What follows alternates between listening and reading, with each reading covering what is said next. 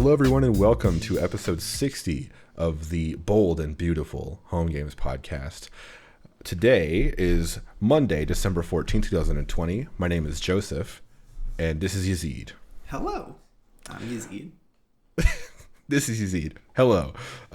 For me, home game stuff this week, I'm going to be talking about the status of my HTTPS project, which includes kind of a discussion or whatever about certifier service, my authentication service, and our general infrastructure and some changes that are being made there. And then Yazeed has some home game stuff as well. That's right. I wrote an algorithm which I called or nicknamed All Roads Lead to Rome, and I'll talk about that in the home game section. But for now, how's it going, bud? What's happening?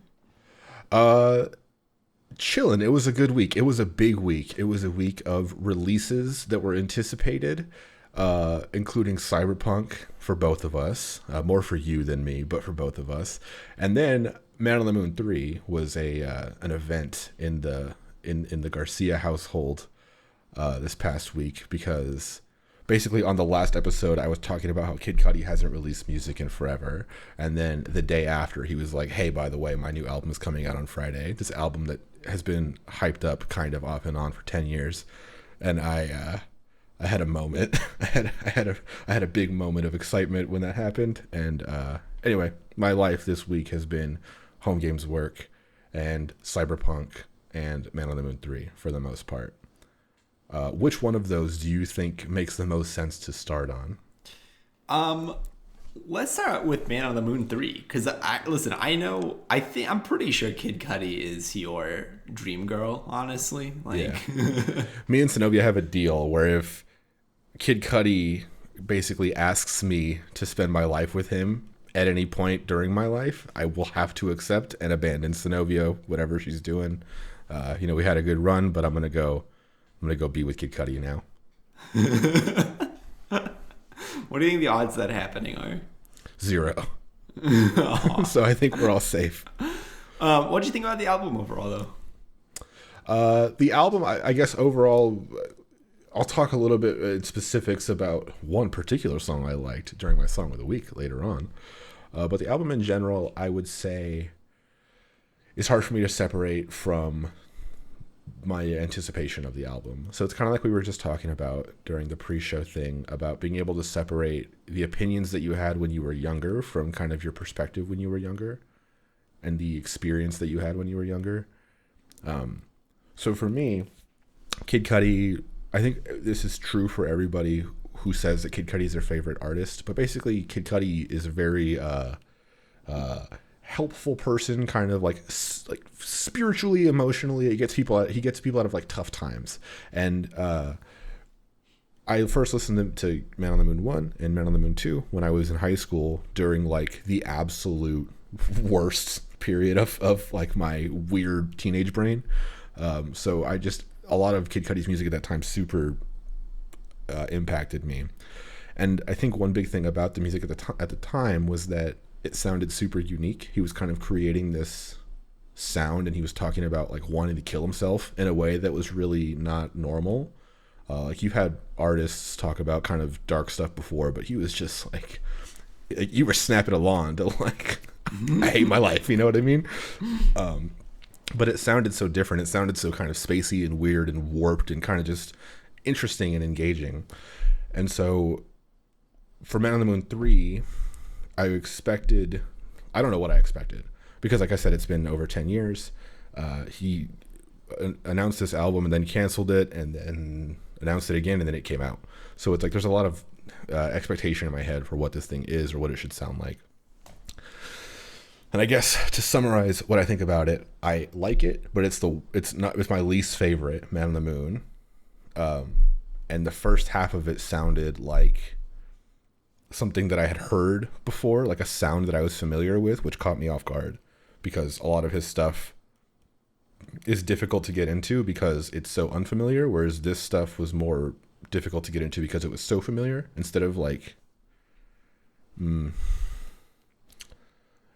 wanting to listen to more to understand it, I just wanted to listen to more to hear what he was saying, because I knew exactly what the sound was. You know what I mean? Mm-hmm. Still great. Still love it. I've been playing it like pretty much nonstop since it came out.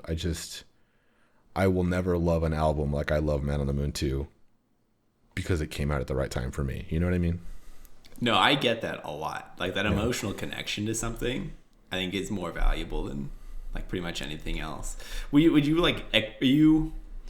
say you're like disappointed in the album? Because it sounds like you aren't as hype on it as you were before you heard it.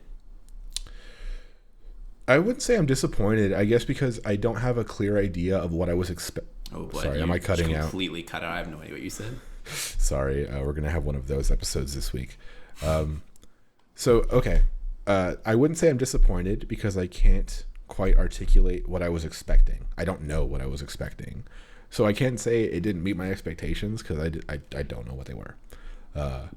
I will say, if I can kind of try to clarify my expectations now of what I was thinking it would be uplifting, kind of happy vibes, because the whole kind of trilogy, it's a trilogy. The first album was kind of a, confused, sad guy trying to find his way. Second album was confused, sad guy who's now famous and rich trying to find his way, and also drugs. And then the third one, kind of given the trajectory that Kid Cudi's life has had, and I don't know Kid Cudi. I mean, personally, I have met him a couple times, but I don't know him personally, right? So I don't know this for a fact, but he seems like a very genuine person. So I believe that the kind of things that he says are representative of his real life. But he's a very different person now than he was when he made Man on the Moon 2. He's not like a coked out weirdo who just had his first kid. You know what I mean? Like, it's a different thing. So I was expecting kind of a mature, happy version of that, but still kind of weird with the sound. And I didn't get that third thing, or the weird with the sound thing, because he's as happy as he probably could be. There's still kind of darkness in the lyrics, but the sound is more upbeat. I guess I would say he just sounds like Travis Scott a lot, which is crazy because he very much influenced Travis Scott. So hearing him sound like Travis Scott just is not a normal, it's not an expectation that I had before. So that's the biggest myth there to me. Oh, okay. I think I understand. Would you say that you, like, compared to all of the albums he put out, would you rate like Man on the Moon 2, then Man on the Moon 1, then 3, or is that a different order? Like, I know there's like Wizard and something else, but like I don't remember all of his albums. Yeah, so I would say it's certainly third place in the Kid Cudi Man on the Moon series. It's third of 3. Mm-hmm.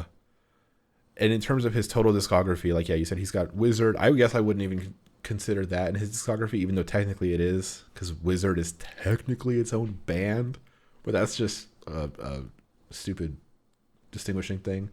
I don't know. I would say that it's not worst by any means. I would say kind of, there is no objective here because it's all my opinion.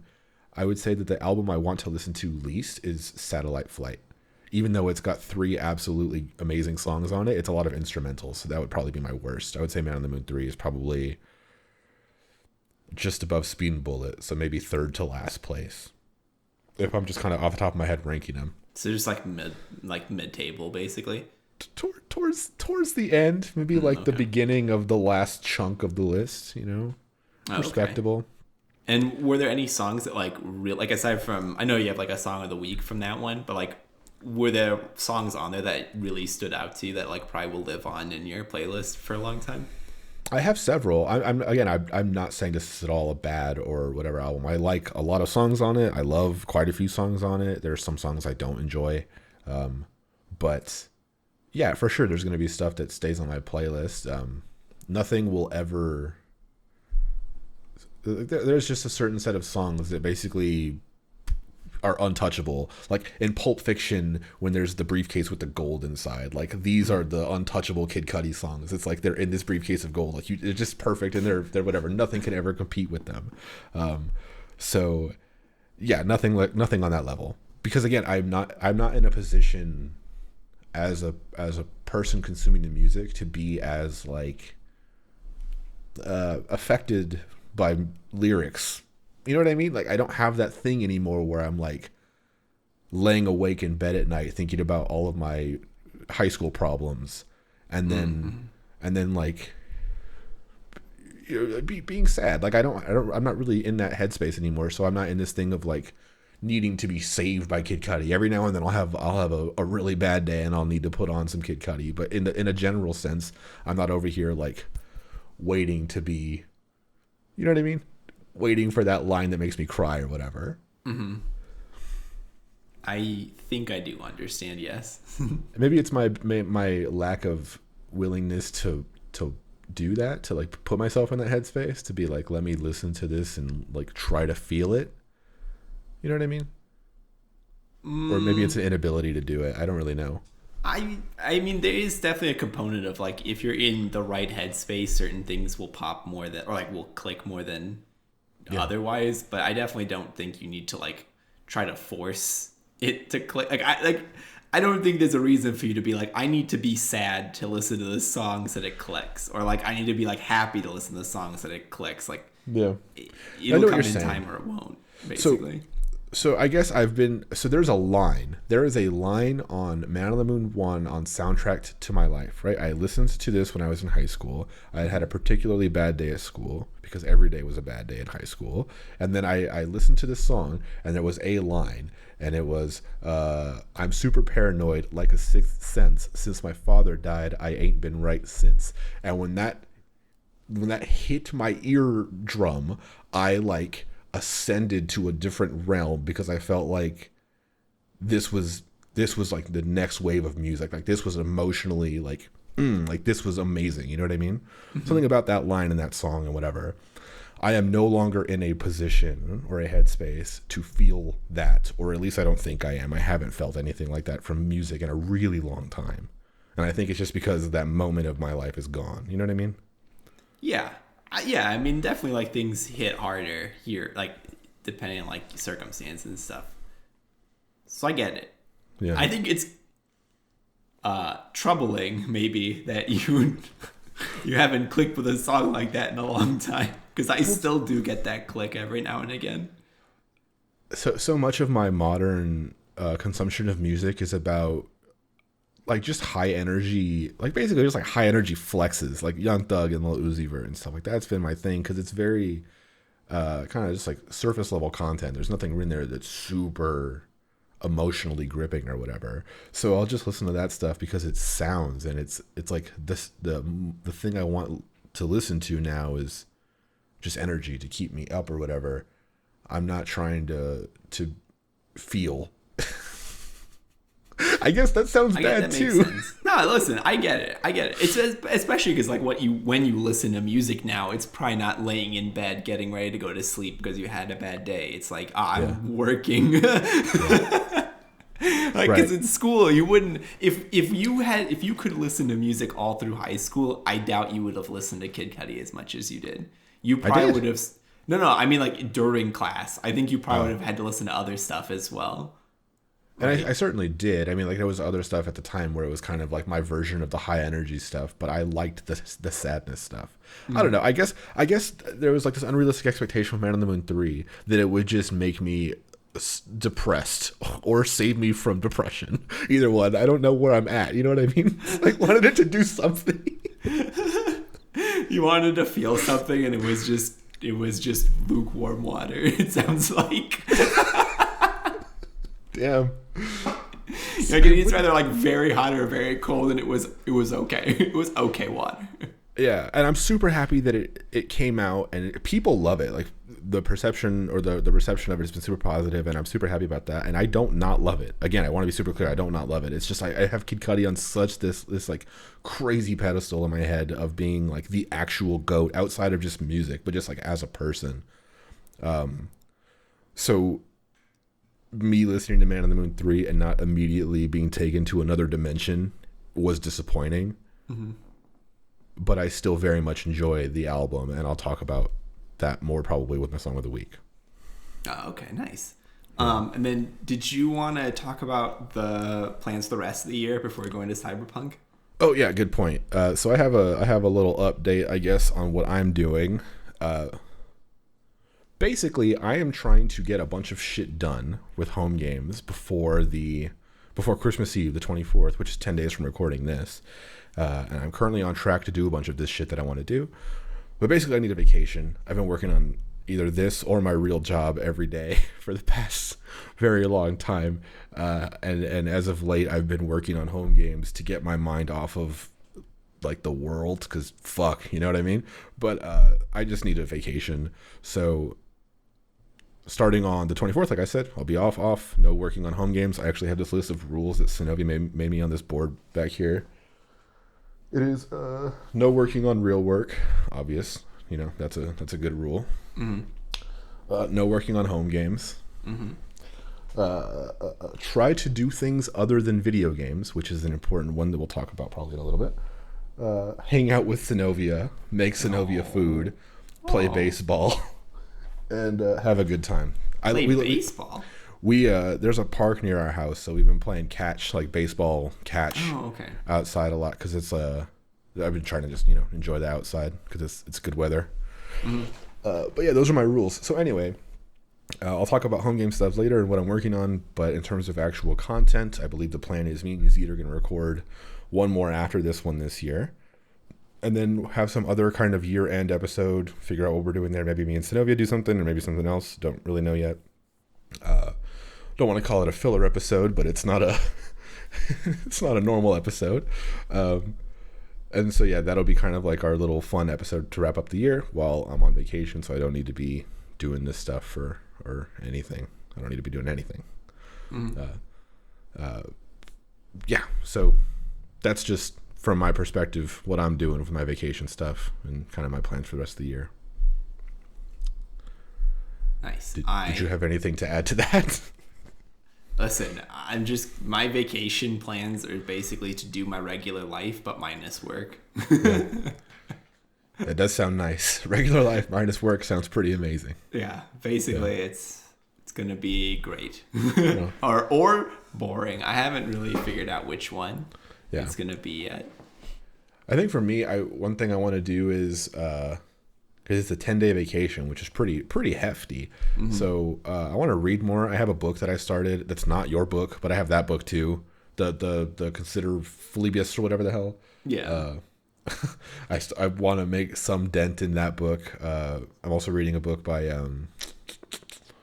what's the guy's name? Jason Schreier, the guy who like exposed the entire Cyberpunk thing. The guy on Twitter who worked for he works at Bloomberg. Yeah, he has a book just about kind of like stories of certain big games and how they were developed and all that kind of thing. It's just pretty interesting. I want to get into my lockpicking stuff. I have a lockpicking test kit. Like I said last week, I want to get into lockpicking for totally normal reasons. Totally law-abiding purposes. This man wants to learn to break it at no. No. Okay. For context or background on why, have you seen Lockpicking Lawyer on YouTube? I've never watched his stuff, but you have referenced it to me enough times that I feel like I understand it. I love that dude. He's amazing. The point is, he shows you how to break locks, like consumer grade locks. Basically, any lock you can buy, he'll show you how to pick them. And the whole thing is, he's telling you how to do this, but you don't immediately just know how to pick the locks from looking at him, because there's so much finesse in his hand movements and stuff that's what he's doing. You can watch him do it, but you won't be able to do it. You know what I mean? Yeah. But the whole thing is, you just realize how insecure things that we depend on for security are. Something like a master lock. It's like a really common brand. You see them all over the place when you're out, and if you see a little lock on something, chances are it's a master lock. And turns out master lock is fucking bullshit. And if you watch his videos, you would see how to pick all of them. Sometimes you just need, like, you don't even need a lockpick. You know what I mean? Like, you just, it's crazy. And then I realized when you go to, it's like when we moved from Seattle earlier this year, we got those pods where you just get like a giant moving unit and then you supply your own lock on it and then they ship it across the country. But the thing is, you put your own lock on it, they don't supply the locks. So when you go to a Home Depot or any kind of consumer store for a lock, all they sell is master locks, and you're stuck with that whole thing. And it made me realize, like, holy shit, I could be able to pick the lock on the thing that's like that has everything I own by just like going to a YouTube video. I need to have this skill because I feel like it's a weakness that I don't have this skill, because it seems like it's like, you know what I mean? Yeah, I feel like it makes a lot of sense.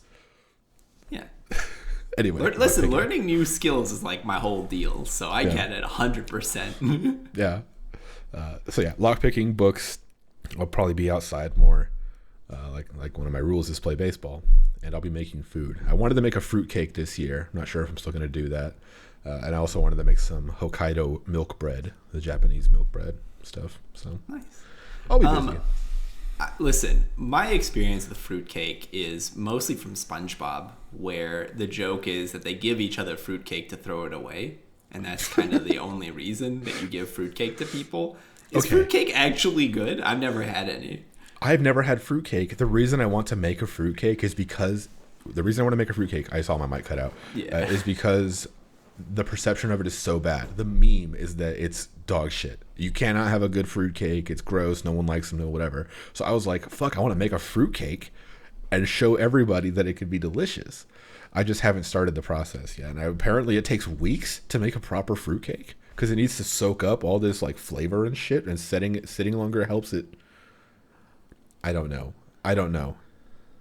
Listen, the idea of letting a cake sit for weeks troubles me. Also, the idea of letting fruit sit for weeks troubles me. But it's dried fruit. It's like dehydrated, dried out fruit. Yeah. Look, man, I don't know. Listen, I don't know anything about fruitcake, but I do know fruit molts quite quickly. But I've had the fruit for like... Anyway, it's a whole thing. I'll report back on if I even make it or not. My deadline is coming up because it's the 14th and Christmas Eve is in 10 days. And you need a week. So you have like 3 days. Yeah. And you need to not mess up, is what you're telling me. No pressure. The other thing about baking, too, is that Synovia is like a legitimate baker. Yeah. So when I do anything, I feel like I'm fucking it up. You know what I mean? Like, it's like put 2 cups of flour in this bowl, and I do. And if she's watching, I'll just feel like I messed it up. Doesn't matter if I did. You know what I mean? Does she mess with you about that or no? No, she tries not to. She will occasionally like correct me, and then I'm over it. Like anytime I get corrected, I just feel like I don't want to continue. It's like, oh fuck it, you do it then. You know what I mean? So I'm that kind of an asshole. I'm that way about video games that I don't want to get good at. Like if I'm just playing a game for fun and somebody's like coaching me, it turns me off from the game so fast. Yeah, I don't like help. Even if someone's correct and they will save me time with their help, I don't want you to help me. You know what I mean? I mean, I do. Listen, I understand it if I'm just trying to have fun. Like if my whole goal is like in League of Legends, I don't have any fun playing that game. So if somebody gives me advice, it's like, whatever. I'll just use that advice because the idea is just to be good as possible. Yeah. Whereas if I'm playing like a game that I enjoy, I'm not gonna... And somebody like wants to like give me advice on how to play the game, I'll be like, no, I don't care what you have to say. I'm just gonna keep doing what I'm doing. So if you come over and you're playing Geometry Wars, and I'm like, hey man, stick to the edges, try to get them into groups. You're like, I'll probably say touch my butt. I'll probably exactly say touch my butt, dude.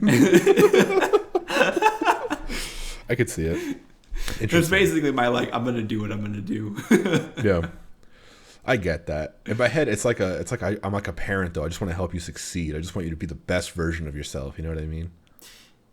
I get it. It's just, I'm not gonna sit down and play Geometry Wars regularly. Like I'm gonna play it one time. So you like giving me advice it's not gonna stick because in a week I'll forget that I even played Geometry Wars unless I had like an amazing time. But then it's like that's it.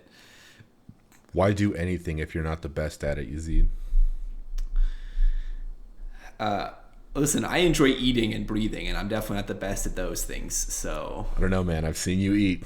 You're a champion for sure. I've seen you eat. I eat like a regular person, okay? I just take apart food piece by piece. This man needs to go to like some high-end restaurant where they serve you like deconstructed tacos. It would save him like 45 minutes per taco. How do you make a deconstructed taco? Isn't that just the ingredients for a taco? Yeah, it's the ingredients, but in like little piles, and then like a little tortilla chip or something. This sounds like nachos. We can move on because this is more of a philosophical topic, but is a deconstructed taco just a nacho? We'll talk about it next week. In the meantime, let's talk about Cyberpunk. Okay, all right. So the game definitely isn't perfect. but it's so much fun. All I can think about. Oh no! What? I think my Audacity just crashed. No, okay, we're good. Okay. Holy guacamole! I think we could have recovered with the video audio because I have the OBS recording with your voice, so it would have been half me and then half you sounding like absolute shit. But it would have been... I mean, that's normal though. What was I saying? Oh, the game's not perfect, but I cannot stop thinking about or wanting to play or playing that game. Like, I really like it a lot and I'm really enjoying it. It's like what you were saying about like when you were a kid and like you play Halo for like 6 hours straight. I was literally me this weekend. I played for like 10 hours almost straight. Nice. Yeah, I'm only a couple hours into it, and I guess when I picked my path at the beginning, I was hoping that you would pick something different from me, so we would have something sort of interesting to talk about on the podcast. But we both picked corporate dude, so I don't know what the difference is with the other two backgrounds. But I haven't played it nearly as much as you, so I'm kind of just gonna sit back and hear what you have to say. Okay, so I'll start with like the things that I think are poorly done. Driving feels like I'm playing GTA 3, where the cars have no weight. You can drift and reverse simultaneously to double slow down, which that doesn't work. You can't do that. Like, you will flip your car if you try to do that, or like something terrible happens if you try to do that. And like the car has like no weight to it, so I don't drive anywhere. I walk everywhere. So that's like a big thing. And then part of it too is like I have not done any of the main story. Basically, they were like, "Here's free explore," and I was like, "Well, then I'm gonna free explore."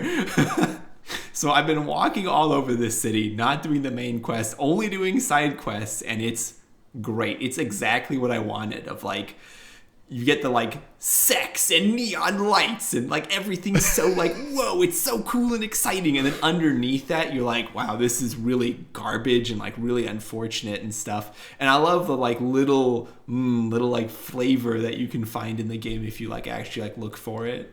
Yeah. I once I got access to the open world and I got the car and all that kind of stuff, I did kind of the initial little thing where you go talk to the dude and do whatever, and then you can actually go and explore. And I just did that for like an hour, and then was trying to do a side mission for a little bit where I kept dying over and over again. But yeah, it definitely feels like you could walk to any part of the environment and kind of see something cool. It's very, very rich in things going on, kind of like a Yakuza game is when you're walking around and kind of exploring the environment. Yeah, I like how well they captured the big city feel almost, where like you're a nobody and nobody cares about you. Like traffic doesn't stop if you try to cross the road on foot. They'll hit you. They don't even, and then they don't even stop on the other side. They just keep going, which like, I love that because it forces you to look both ways before you cross streets and stuff. Like it feels realistic in that way. And like other people don't care that you're there. They'll bump into you and then they'll like call you out and they'll just keep walking and stuff. And they like don't give you the time of day. Like it feels like, I feel like they capture the big city feel of like you're just a person in this massive city and everyone's just a person in this massive city just trying to like go through life or whatever. Yeah. I get that. I punch everybody who raises their voice at me, like on the pedestrians and stuff. Whenever they get close or I get too close, they say anything. If it's not nice or like excuse me, I just beat the shit out of them. But it's like I feel like I want to, which is not a thing that happens in a lot of open world games. Like I don't just walk and interact with pedestrians in GTA 5 or whatever. Yeah, it's fun. Also, like I've started to memorize parts of this city now. And I don't know why, but that's like one of my favorite parts about being in a city is like memorizing. It's not like my favorite part. It's when I know I'm like comfortable in a place is when I've started to like memorize like how to get from place to place and like memorize like certain locations. And I've started to do that because I only walk places, so it takes me forever to get anywhere. So I don't know. That game is like almost exactly what I was hoping for, basically. And I definitely think it needs some cleaning up for sure. Like the driving is so terrible in that game. Like I thought they figured out how to do driving in games like a long time ago. What do you think of the shooting? It reminds me a lot of Borderlands. It reminds me of like I was gonna say shitty, whatever. It reminds me of a shitty combination of Borderlands and Fallout. I don't like the shooting. I never played Fallout really, so okay. Yeah, it's like that thing of I'm aiming at their head and it feels like I'm not, or I feel like I am and I'm not hitting their head, or I am and it's taking up this much damage because it's still like a weirdo RPG underneath, and a headshot doesn't have the same kind of a thing as it does in an FPS. You know what I mean? It just doesn't feel quite right to me, but yeah. I found that turning off aim assist, because I play on like mouse and keyboard, so I turned off aim assist and I turned off the weird like numbers thing. So I don't actually know whether I hit somebody or not. I just have to keep trying until they stop moving, basically. That's the spirit. It made the game it made the shooting feel more realistic. More realistic, but also like I feel like it matched how hard it is to actually shoot in that game to how hard it is to drop people, because when I saw the numbers, I'd be like, that was a headshot for sure. Like their hitbox is a little bit weird. But without seeing any numbers, it's like, I don't know if I hit them or not. So I'm just gonna keep trying until I see them go down. Yeah, I guess if you don't explicitly know if you hit them or not, then you don't experience the same frustration that I'm talking about, because I feel like I should be hitting them and I'm not. But if you just don't know, it's better. Yeah, I don't know if I'm the only weapon I have is I have two guns that I know for sure when I connect. It's the shotgun, because I use the shotgun completely for crowd control, because if you hit somebody in close enough range, they fall over. Mm-hmm. Realistic, I would say. And the other one is I have a submachine gun that sets people on fire when I hit them. So it's nice. I know for sure I got them because they're on fire now. Right. What difficulty are you playing on? On normal. Okay.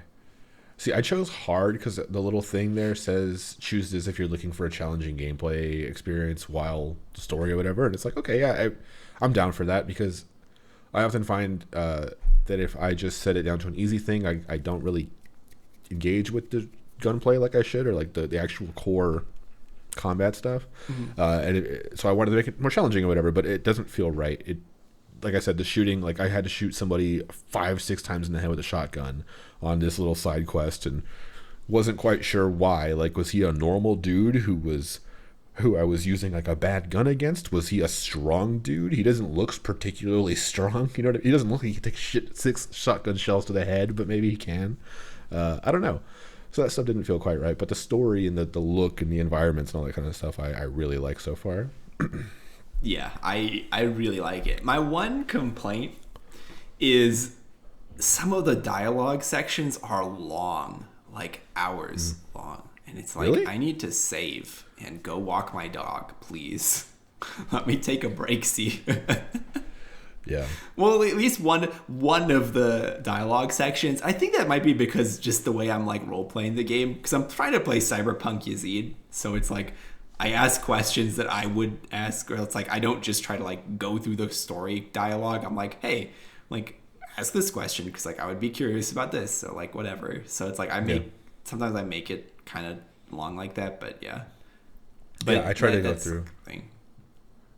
I tried to go through the dialogue options too, to kind of just experience all of every conversation, and I don't know. It just doesn't. It has that kind of clunky, weird feeling that all of that stuff always has when you're doing a dialogue tree or whatever.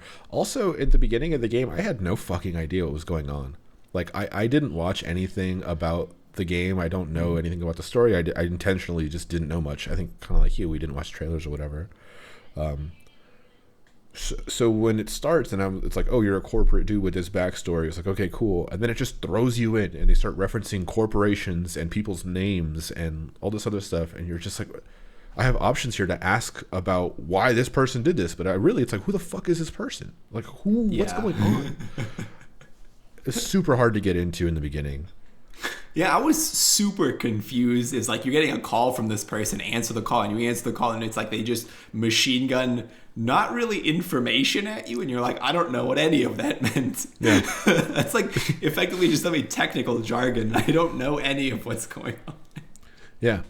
It's kind of like when I was talking about consider Philly, whatever, I forget the second word, but the first book of the Culture series that you showed me, and how I talked about how the first chapter was just words I didn't understand strung together in ways that made zero sense to me, and the sentences were like 300 words long, and it felt like that in this game where it was just throwing shit at you. And in a book I have more anxiety about it because you need to keep reading to keep progressing, whereas the game will just keep happening to you and you could just say, fuck it, I'll figure it out later. You know what I mean? Yeah, I understand that. Yeah. That was basically my approach. I was like, I don't know what any of this is. I don't know what these corporations are. I don't know like what they're talking about. I'm just hoping that at some point I like start to get it. And eventually I did start to get it. Okay. That's what I was going to ask is, has it gotten any better for you? Because I'm at a point where I don't like someone is contacting me about a side mission and I don't know who they are. So like that's legitimate though. I don't know. I still Okay. don't know who all the side people are. They'll just call you. Like you'll go into a new district and they'll be like, "Hey, it's Peter from Auto Parts. I need you to go kill this guy." And you're just like, I don't know a Peter from Auto Parts. Like, what are you talking about? Right. And I don't even know who this other guy I'm supposed to try to kill is. And then you go Yeah. and you try to kill this guy, and it's like, by the way, that was like 15 levels above you, and you got absolutely slammered. You know, it's just like, okay. Yeah. I found that. Sorry, I was gonna say I found that like they give you what are called like shards, which are basically like the books from Skyrim, and most of them are like a paragraph, and that one paragraph is like very useful information on like what is this corporation, like what is their name, what do they do, and like a little bit of flavor for them. Like my favorite one is when they describe Militech, which is like the military, not branch, but like they make military technology basically. And like they're rated as like one of the best companies to work for because they give you a 50% discount on all weapons purchases, so you can stuff the stockings on all your kids. And I was like, that's hilarious. Like, Yeah. It sounds like is it like the sense of humor seems kind of GTA-ish of being like, doesn't the world suck actually? Or is it I think different? I think the humor is the humor to me is like meta humor because like in the world it wouldn't be funny that you can buy guns for your kids because that's like a legitimate problem in that world, but as like a person outside, the idea of like buying a machine gun for your like 8-year-old kid is crazy, and like that's the funny thing. We could have a whole discussion, but we should buy machine guns for our 8-year-olds. But anyway, go ahead. Continue. Or like one of the other ones, like one of the shards that I found was like one of the top 10 companies to work for or corporations to work for, and one of them is rated as is rated as the family friendly corporation because you only have to work 80 hours a week. And I was like, in world, that's probably like a big deal, only working 80 hours because you can see your family a little bit. But like outside of it, the idea of working 80 hours a week would be awful for me. And that's like kind of like the dark humor.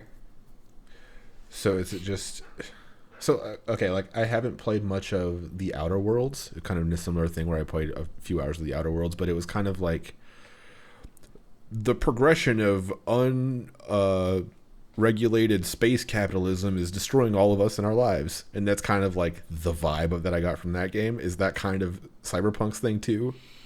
I mean, yeah, that's like core to Cyberpunk, not just the game but the genre of like like Cyberpunk, the genre. If I'm not like I'm gonna pull from memory as best I can, but I'm pretty sure Cyberpunk became like big after the LA riots. And basically, like, a bunch of authors were like, what if we never fix the problems that the LA riots were for? And this is, like, set, like, years and years in the future where they never address those problems.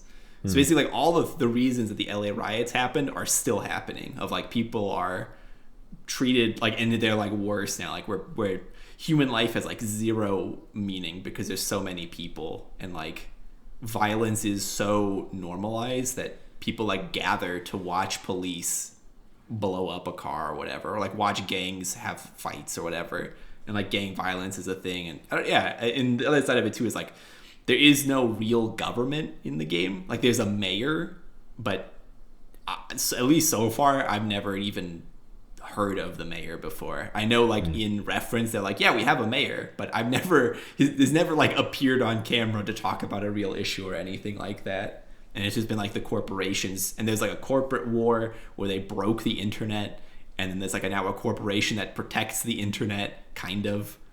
It's like, yeah, like the whole idea is like there is no government, there's just like a bunch of corporations, and you kind of like tread lightly around them. This sounds perfect to me. I don't see what the problem is. And one of the other things too is like you can scan people, and it's interesting because you don't get like when you scan people, like especially like criminals, you get like why they're criminals, like what they did to become a criminal. And there's actually like 3 different tiers of like they assaulted a police officer, they assaulted somebody who works for a corporation, or they just assaulted somebody else. And there's like, so society is like stratified in it too. It'd be like if you worked for like Best Buy and you are now more protected by the law because you work for Best Buy than if you ran your own restaurant or something. Right. Yeah, I don't know. I definitely want to play more. Just like I said, only a couple hours in so far. I kind of spent my weekend. I wanted to play games and ended up working on home game stuff the whole weekend. But during my vacation, I will play Cyberpunk, especially because maybe at that point there will be some bugs fixed. I don't know. Have you been following the controversy around the release of that game, like specifically on the old consoles? So they put out this thing this morning on Twitter saying basically, we're sorry that we misled people because we didn't show footage of the base PS4 and Xbox One versions of the game. And by not telling people what this looked like or showing people what this looked like, we essentially fucked you over and didn't let you make a good purchasing decision. And the game doesn't run as good as it should. And we're working to fix that. But in case we don't, or whatever, in case you whatever, you can get a refund. It was basically like an apology for the base versions of the game. And there's kind of still an ongoing thing, and I'm on the side of this too, where like, yeah, it's cool that you're giving out refunds because your game runs at 15 FPS and it looks like absolute shit. Like you can go watch Digital Foundry on YouTube. I don't know if you're familiar, but they do like super awesome technical analysis videos of games, talking about how they perform on different consoles. You know, what's the frame rate, what's the resolution, what lighting features are enabled. They go super in depth. It's crazy. You can watch a 50-minute video on the lighting in Call of Duty. It's fucking insane. But anyway, they did one on Cyberpunk on the base PS4 and the base Xbox One, and they were basically like, this shit's ass. Like, don't play this. And to me, like, those games are unplayable. And I think it's because when you have an expectation that's down here, and you can see something running at 100 FPS maxed out on PC, and you think, okay, but my expectation's down here. I'm comfortable here. I haven't been really spoiled by this stuff yet. But there's something underneath that, like below mostly stable 30 FPS, which is pretty fucked 16 FPS. And like they were talking about on the Xbox One, there's just one point where it stopped. The game stopped for a full minute plus. Weren't sure if it froze, weren't sure if the console froze, whatever, and then it eventually started coming back like frame by frame, and it's like, ooh, this is broken. This should not have been sold. So it's one thing to give refunds. It's another thing to have done what you did in the first place. Like, you apologize, but you know you misled people. You didn't show footage of it because people wouldn't have bought it because this is not acceptable. You know what I mean? Yeah. I mean, listen, even running on my build, my CPU runs at 98% usage, and I have an i7. Like, and I know somebody with an i9 who runs at 80% usage. Like, that game is not at all efficient. Like, it is hard on your build. Like, I have a pretty reasonable build, and my computer is like 100 degrees. It's like a little heater in this room with me when I play that game. Yeah, I guess I don't know how, like, an i7 from 3 years ago, like, if that should be running the game super smoothly according to them. I don't actually know. My game runs smoother than Alex's version for sure, and my build is basically like one gen up from Alex's, so that's like what my benchmark is. I've seen a little bit of Alex's version play, and it's rough. And I can't imagine playing less than that. It's kind of like super messed up that they did that. But at the same time, it's like, I mean, at least they acknowledge the problem, right? Like, there's been games that I've early access bought into, and they promised stuff that that game couldn't do.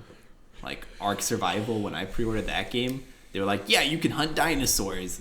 And I was like, cool. The first time I saw a dinosaur, I literally had 2 FPS. Yeah. And that was every dinosaur. And I was like, huh. But they hid behind the like, we're in early access, so it's okay. And it's like, oh, it's not really, but okay. At least this game for me runs, so but that's super messed up. I'm glad they're giving refunds, though. I guess I just wish... I think we talked about this before when we were talking about the delays and the kind of stories of the developers being totally fucked by that. Mm-hmm. I can't imagine that the morale on that team is good. Because if you go and you work your ass off for 8 years on this game, or however long on this game, and it comes out and you know it could be great because it has this foundation, but you see that it's fucked because of this layer of bugs, it just takes a little bit more work. And then the kind of business is pushing you to do that work faster with less of a bar for quality, and you know that you're fucking yourself over, but that's your job. But that's your job. I know I cut out there. I just wish that wasn't the reality, that it wasn't so driven. It's like we talked about earlier, but like games are like a special thing, and I understand that they're a business, but you can't let the business like totally fuck over the foundation of what makes this thing cool. Mm-hmm. And yeah, I agree. I just wish that it was made under different circumstances, and I wish that it came out from the start as good as the developers know it could have been. Mm-hmm. You know what I mean? Yeah. I mean, listen, if they gave that game, I don't know, 3 more months, I think people, like people were already getting butthurt over it, but I think those people are just savages anyway. I think that if they gave it like another 3 months, maybe the developers, didn't have to work 90 hours a week or 120 hours a week or whatever they were working, like crazy hours. Like, I think the game would be way better. And I already think it's a good game. So, like, for me, it would be great. And for other people, it would at least be okay, right? Like, yeah. But, like, imagine being the developer and you're putting in the joke in the game about how, oh, we only had to work 80 hours this week. Ha, ha, ha. And you're like, wow, what a shitty world. Yeah. And meanwhile, like, that's you right now. You know what I mean? Yeah. Like, I don't know. It just seems like a really shitty thing. And, yes, it's a game. And, yes, it'll like, ultimately, there are people playing it and enjoying it. And that has, like, a lot of value to it and all that kind of stuff. But it just must suck, I guess, to be working on that game, especially right now when it just released and you're just like, cool, here's all the work I have to do to make it better. Yeah, it's got to be super rough for them because I don't think that they're out of crunch time. I think they're still working like more than 40 hours a week. Oh, and yeah, probably. That means that they've been working more than 40 hours a week for like 5 or 6 months in a row now. I can't imagine keeping up like 80 hours a week for 6 months. That would be... You don't have like any downtime. Like, where do you go? What do you do to chill out? You play video games, bruh. Dude, if I made video games like professionally, I would fucking hate video games. Yeah, especially like if you were making like what's supposed to be the best video game ever. Like, I wouldn't want to taint my like any of my like mental like by like going to play another video game. Yeah, I don't know. It's like it's kind of like I work on a computer all day, so having a hobby that is also just being on a computer all day kind of takes away from that hobby. So I imagine if I really worked on games professionally, I would have nothing. I would have no interest or hobby. Well, that's the crazier thing. Like, video game developers are some of the most like passionate both players and game designers that you would find. Like, I bet you have to be, yeah. You kind of, yeah. You have to be a little crazy, I think, to work in that industry. Listen, if my employer told me I have to work like 80 to 100 hours a week for like 6 months nonstop, I'd be like, I'm out, dude. I can't do that. I physically and mentally can't do that. And they're still going. And I haven't even heard like they've suffered a high attrition rate. As far as I know, the people who are working there are still working there. I have no idea, but even that doesn't make it okay. No. Just because people are okay with it doesn't mean it's okay. I mean, I don't know if they're okay with it or if it's just like this is because they're like a Polish developer. I don't know any other major Polish developer. Like where do you go if you want to live in Poland and make video games? Well, that's a problem generally speaking with jobs. Like people have shitty opportunities because of where they work, and so they're forced to stick with certain things, and they have no real choice. So that's a whole other thing. No, what I mean by that is like I don't know if they're staying because they're okay with it or if they're staying and putting up with it because there's not really there's not like a plan B that's easily acceptable. There's like a plan D that they could go for, but yeah. Oh, speaking of plan D for a programmer, for whatever reason I missed this. We're still in the what's up section, so it's totally fine. Do you think that Bath and Body Works has a strong software engineering department? Like, do you think just as a business they invested heavily? Bath and Body Works? Yeah, I can't say that I think so. I don't think so, no. Okay. Well, I'm just thinking, and this is not to talk shit on Bath and Body Works, but I'm just thinking, I had this thought earlier where companies like that still need engineering teams because they need to have, like, they exist in 2020. You need to have a website. You probably need to sell your products online. You probably need to have a website that can do this stuff. And with a brand as big as that, you need to have a good looking website that functions well. And I was thinking, what engineer wants to work at a Bath and Body Works? You know what I mean? Kind of like if you want to be an engineer and work at Pornhub, you're going to have Pornhub on your resume, and that's always going to be there. You know what I mean? Interesting choice given the most recent news, but yes. Yeah, I don't think I want to work at Pornhub. No. But anyway, you said D, the choice D for this programmer or whatever. And the reason I'm asking is because it was Candle Day this past week at Bath and Body Works. I've talked about Candle Day before in the before times on this podcast, where we went to a Bath and Body Works where there was a bunch of 50-year-old women that I was sardined in there with while Synovia, wrestled through people and got candles. It was a big glorious event. Well, this year they did it online. And it was their first and only time ever doing it online because they don't do that online. It's too good of a deal. I'm not talking up Bath and Body Works, but their Candle Day is too good of a fucking deal. You need to buy a lot of candles. They're not sponsoring this. It could be. They could. Maybe you. But so anyway. We bought like 10 candles, and then their website kept crashing. My mom had the same experience. The website kept crashing for her. And then while this stuff was in our cart, 3 candles went out of stock, and then they shipped us the rest of them that we did have available. But then they told us after the fact that they actually had 1 more out of stock.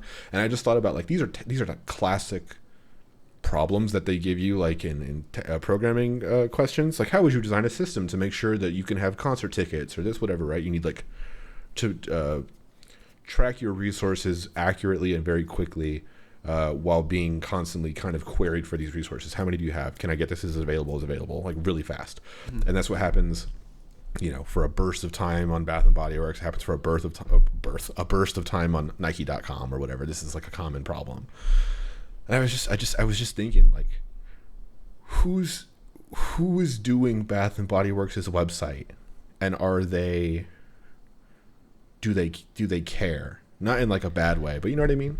I don't think so. Okay, so a couple of things. I don't think most businesses run their own engineering teams to host the website. I think they pay another business does generic versions of it, and then they pay them extra to be like, make it Bath and Body Works fancy. And they were like, candles it is.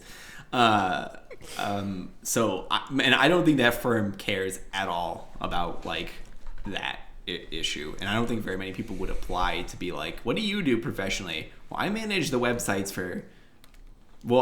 I work on the thing that manages the websites for like Bath and Body Works and like Bed Bath and Beyond. And listen, I think it's cool, but out of college, I wouldn't even think to look for a company like that.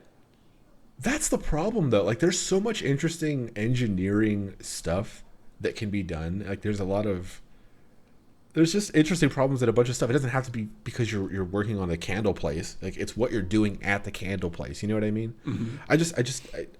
I know what you mean. No one thinks about, and I'm not saying Bath and Body Works like is a little guy that needs engineers and people or talent or whatever, but it sounds like they do. Yeah, maybe they do. But it sounds like they do based on your experience. Not like fresh out of college, because that is a hard thing to solve, especially, you know, I don't know how their infrastructure works. I don't know what they're using, but that's like a hard problem to solve. I don't know. So credit to them. And that's why they don't do it online, because it's a shit show. I guess I just thought it was interesting that even someone like them requires kind of hard programming stuff. You know what I mean? Yeah. I mean, listen, the more the world gets technologically advanced, the more engineering positions people will need at companies, because more and more things are going to be run technically. Yeah, but how does Bath and Body Works get the word out that, because so like I know for someone in school, you want to give them an opportunity that they'll be proud of, even if it's not that good of a job. Mm-hmm. You know, because you'll want to say, oh, I work at this company, or oh, I'm doing this, I'm working on this system or tool or whatever. You've heard of it. Or you want to work on something that appears like technically challenging. Bath and Body Works needs to change their kind of approach to like make it look fun to work there, because I'm sure it is. You know what I mean? Well, I think that's like the thing is, I think if Bath and Body Works were like, we're gonna put our own engineering team together to design our website, then yeah, okay. But I don't think they do. I literally think that they just pay another company and they're like, well, we hope that other company knows what they're doing. Yeah, you're right. And their executives are probably like, when they're in the meeting, they don't have a technical person with them, because they don't have anyone technical on the team, and they're just like, oh, show us some of the other websites they work on. And the firm was probably like, oh, we've made the website for, I don't know, Kmart, and they're like, wow, that's a big company. Wow, like, whoa. Terrible example. Kmart's in the fucking ground right now. Well, I was thinking like maybe Walmart or I know, I'm just Target might actually pay their own developers, because Walmart has their own. Yeah, like those stores probably do have their own, and they should. Yeah, that's what I mean. Like, if a firm was like, I make the website for like Target, you'd be like, oh wow, and you're Bath and Body Works, and so you'd want to like hire them. But in reality, like, maybe they did make one of the websites for Target, and Target was like, this is garbage, we're gonna hire our own internal team to do this going forward. I think that'll be the gap in terms of kind of when you're competing for the experience to be the best that it possibly can be. Like the I'm not trying to just like suck the dick of brands here, but here I am. The Nike sneakers app is very nice. It's a good experience. I can buy shoes that are supposedly limited or whatever, and I go in at the right time, and I wait in line, and the whole thing is super seamless. It's really nice. You can't have an experience like that, unless maybe you can someday, but with someone who doesn't make that tailored for your business. You know what I mean? Like, if you're just somebody making like Squarespace basically for someone's business, and your fucking Bath and Body Works, you need to have like your thing, and I think that's gonna be a thing in the future. You know what I mean? I mean, even just from an architectural standpoint, like if you were a firm, you have a bunch of different clients on your servers, and if one of those clients needs a ton of more computation power, it might be tough luck for them, because you might not be able to quickly allocate resources between them, or you might not be contractually obligated to, or whatever, right? Well, it's like one of those things. Yeah, well, I would say even if you could provide it, if it's not yours, and this is more of a personal, this actually is a philosophical thing, but if it's not yours, you don't really give a shit about it. Like, if your Bath and Body Works, I don't like talking about them by name, but whatever. So like, if you're some company and you want to have kind of the perception that you care about your shit, you need to care about your shit. Like, you can't just have people doing your shit and then you don't know how your shit works. Mm-hmm. Like, Walmart knows how their shit works. If I go and buy a PlayStation from Walmart, fucking believe I'm getting a PlayStation 5, because they made it. Like, that's their whole brand, is based on this thing. And if it's just, oh yeah, well, we use product seller X from Squarespace, it's like, fuck you and your website. I want you to care. You know what I mean? Yeah. I agree. I agree I don't know. 100%. I'm so heated about this. Dude, and the other thing too is the more firms that are actively trying to put together engineering teams means that the overall level of engineers has to go up, right? Not just the number, but like the level has to go up because everyone needs to solve like quite difficult problems, and you'd see a bunch of different types of solutions. And then in theory, eventually, kind of like evolution, one of those solutions would be considered like optimal, and then a bunch of other companies would have to take on that solution. But they wouldn't be able to just take on that solution because that's proprietary information. They'd have to like pick off the individual engineers who made it. And now the salary has to go up, and so all the salaries rise for engineers. All I'm saying is if you want to get paid the big bucks as an engineer, you should really be pushing for more companies to have engineering teams. But I don't think that's even the solution either. I don't think having more people working on your stuff makes it better. I think it's just, it creates more waste because then you have a bunch of engineers who are watching around, like watching your graphs, like, oh yeah. You cut out, I don't know what you said. You have a bunch of engineers just looking at graphs like, yeah, still solid. Like, you're wasting time. You don't need them most of the time. I don't think more engineering is necessarily just more good. I don't think more engineering is good, but I think having an in-house engineering team is good. Yes, and also, right. like, the other thing, too, is, like, in theory, they shouldn't be just sitting around. They should be like, okay, so we have the website.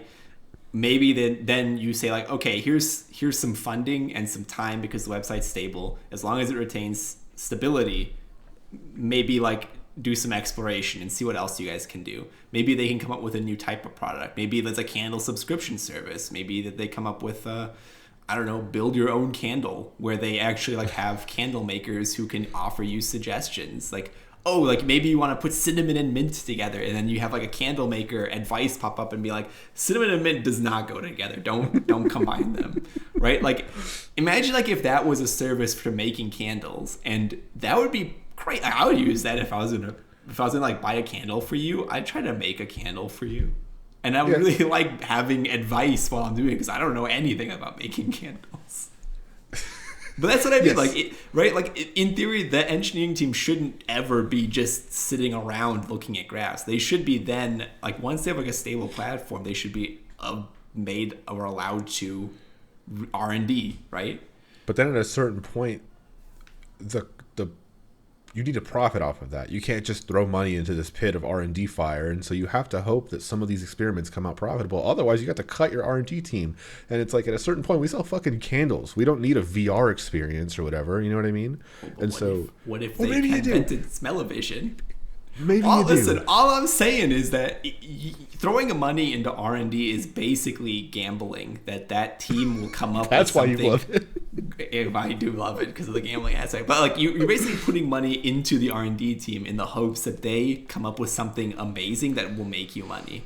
But that's the purpose of all R&D teams. That's what like drives technology forward, basically, is like of teams of people trying to push the boundaries, and sometimes they succeed, and sometimes it's just the project doesn't work, and then it's up to like the project managers to decide whether like, oh, this is really not going anywhere, and to properly like beta test it and to have like a user group and like to like really like manage the project well, because now you have to like raise the level of project managers like at all those companies, the engineering teams, to be able to like handle this, which means that they need to have at least some technical information, which raises the bar for becoming a project manager, which raises their salary and also like makes them a more important piece to the puzzle, and they can work better with their engineering. Anyway, all I'm saying is that basically like the more competition there is and the more like drive to improve products there is, the better everyone has to be to meet those goals across the board.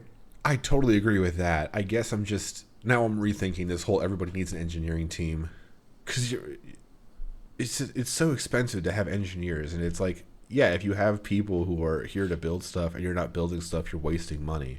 But you have to hope that the stuff that they build kind of just freestyling ends up making you money. And it's not as freestyle as you would think, because you need to turn a profit. Otherwise, it's like a daycare or some shit. You know what I mean? It's like you can't just do that. You have to have some profit mode. I don't know. I don't know. Engineering is good. The engineers alone don't have to come up with the ideas, right? Like, you can have a project manager come up with an idea, or an executive or whatever. But like, I think that if more companies do have engineering teams, yes, it is expensive, but like how expensive? How many engineers does a individual company need? Say they want to run with 10, right? That's maybe $1 million A year. a year. But if their website isn't making $1 million a year, they shouldn't have an R&D team because that's what then I'm it's saying. too expensive. But okay, let me counter this because I don't like this. It sounds like you're painting a dystopia where everything has such a high startup cost because the market already exists for it and there's crazy competition. I have a new product I want to sell and I need fucking 10 engineers. No, you don't need you don't need 10 engineers, right? Like I picked 10 because it's an easy number to multiply it with, but like you figure out like, okay, we need to build a website, so you pick like a core of engineers, which is like maybe like one or maybe more than one, right? Because we don't want a Jurassic Park situation. We pick like 4, all right?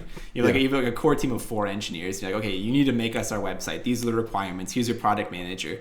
Then they come together. They build the website. The website goes out, deploys. They work on it a little bit, fixing any bugs that come in. It becomes stable. It starts to rake in money. Now you can say like, okay, those 4 engineers are quality engineers because they built this product.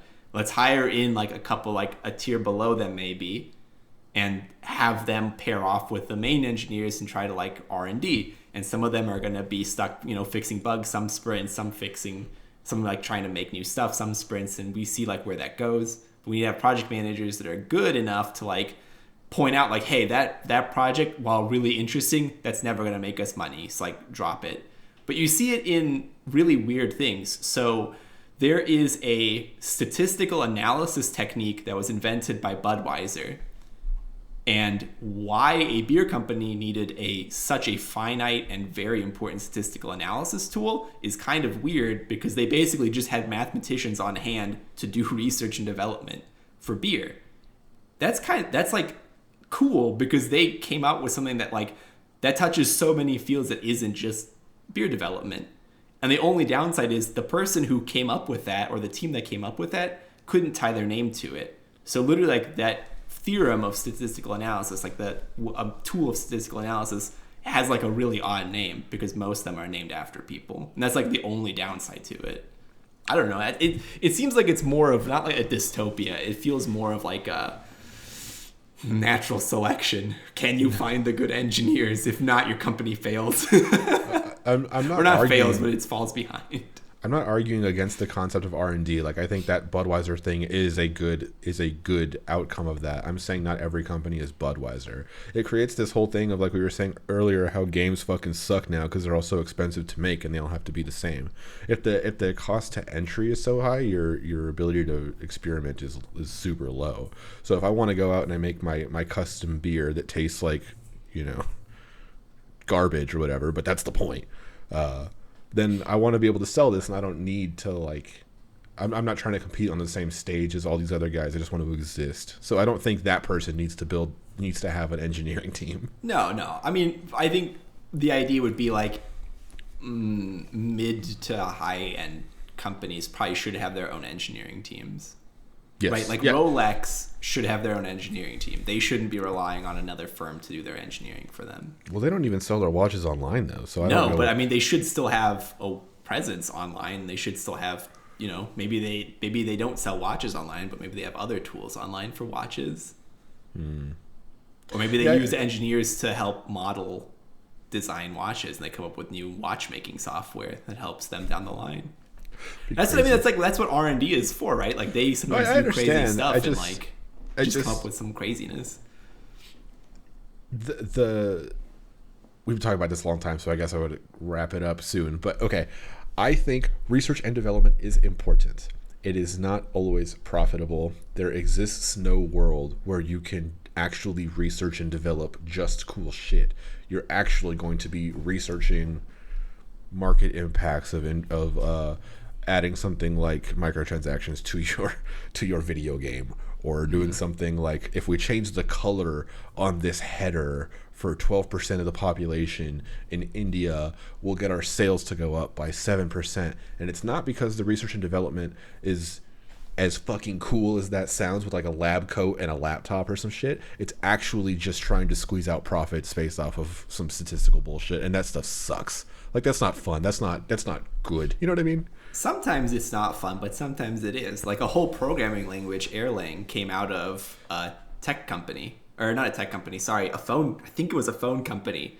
And the whole language was designed to help speed up the process of switching, like routing phone calls from one to the other. It's like that whole language was designed for that. Like, imagine if you're working for a phone company and they're like, we need you to fix this problem. And your solution was, I wrote a new language that solves this problem super efficiently.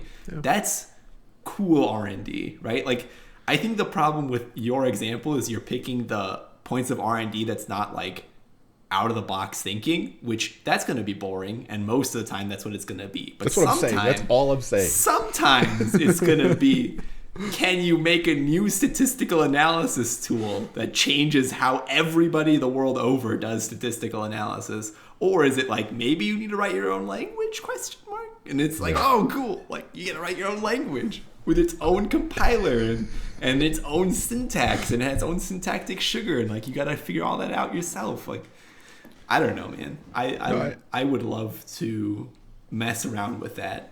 But probably not long term because I don't have the mental for it. I don't have the mental for repeated failure that I think you need in like that kind of R&D. Yeah, I feel that. Also, speaking of repeated failure and research and development, that was basically my summary this past week for Homegames stuff. Did you want to talk about Homegames stuff? Yeah, we can move on. Okay, so I uploaded a smoke and burner of a YouTube video this morning, recorded it last night. That's unironically true, though. So the video, for everybody who is listening or watching this who has not seen the video is me signing up for an account on test.homegames.io and then navigating to homegames.link to confirm that there is nothing currently running. And then I go and I run the Homegames nodes, the Homegames app server and the Homegames game server and log in on the CLI. And then a bunch of shit happens for a little bit, and then I refresh homegames.link, and then I have HTTPS enabled on a local Homegames instance. You could watch that on the internet. Go to our YouTube channel. Yazeed watched this video. What do you think? I thought it was super cool. I like that you left some stuff in that you probably shouldn't have, and that's okay. Like what? Like my text message? Yes, your text message. That's fine. It says Synovia's name on it, and I was like, oh, whatever, that's on the website. And then it says coming home, and I was like, oh, that's fine. You know, like that could be in a video. I just thought it was a funny little thing, but I thought it was really cool. I'm really proud in this case. Seems like has like a negative connotation. Like, like you're my dad. Yeah, like I'm your dad. But I legitimately am. Like I know how long you've spent like trying to sort this out, and you did it. Like, and it works, and it seems to work quite well. Thank you. Yeah, it seems to work quite well. Like I said in the video, I did that demo 8 times before I got that one working. It's super finicky right now. The code is really bad, and it's hard to fix things when they go wrong because I have like no logs, and basically every function that I'm calling to do stuff is a promise, and I have a bunch of .catches on my promises, and then I don't log anything, so I don't know when shit dies. It just silently dies, and anyway, it's a whole thing. It's bad code, so I got to go back and redo it. I have a friend who says that you need to write something 3 times to truly write it write it correctly, or something like that. But basically, it's the gist of it, which I feel very much so. Yeah, so it's any employer. Yeah. Well, specifically with code, it's like I know what I'm trying to build, and for me personally, I very much just kind of like freestyle stuff. I'll just sit down with code and then just run it like dozens of times, very iteratively, to kind of like see what happens. And then you have kind of a version of it that works, which is where I'm at right now with all the certification and all that kind of stuff. And then there's going to be another wave where I think I have it right, and then I realize that's fucked too, and then I go and rewrite that, and then I have it right. But by that point, I want to do different things, kind of like I'm the business in this sense. I want to do different things, so I want to add to it. So then you got to scrap that shit, start a new thing, and it's very iterative. It'll keep going forever. But yeah, basically there were a ton of updates that I had to make to our infrastructure, to kind of our code structure, and all that kind of stuff to make everything work. I'm trying not to just ramble about that, so I guess I'll say that there are different pieces of this. So there's a authentication service that I wrote, which is responsible for all of the login and sign up and token confirmation stuff. I have a certification service that I've just called Certifier, which is responsible for generating and retrieving TLS certificates for Homegames users. And this service calls the authentication service because calls to the certifier or certifier require an authentication token. There was general infrastructure changes in the sense that I had to create so the authorizer stuff is a Lambda function, which is the first Lambda technically that we have in our infrastructure used in kind of production. So that was a new thing.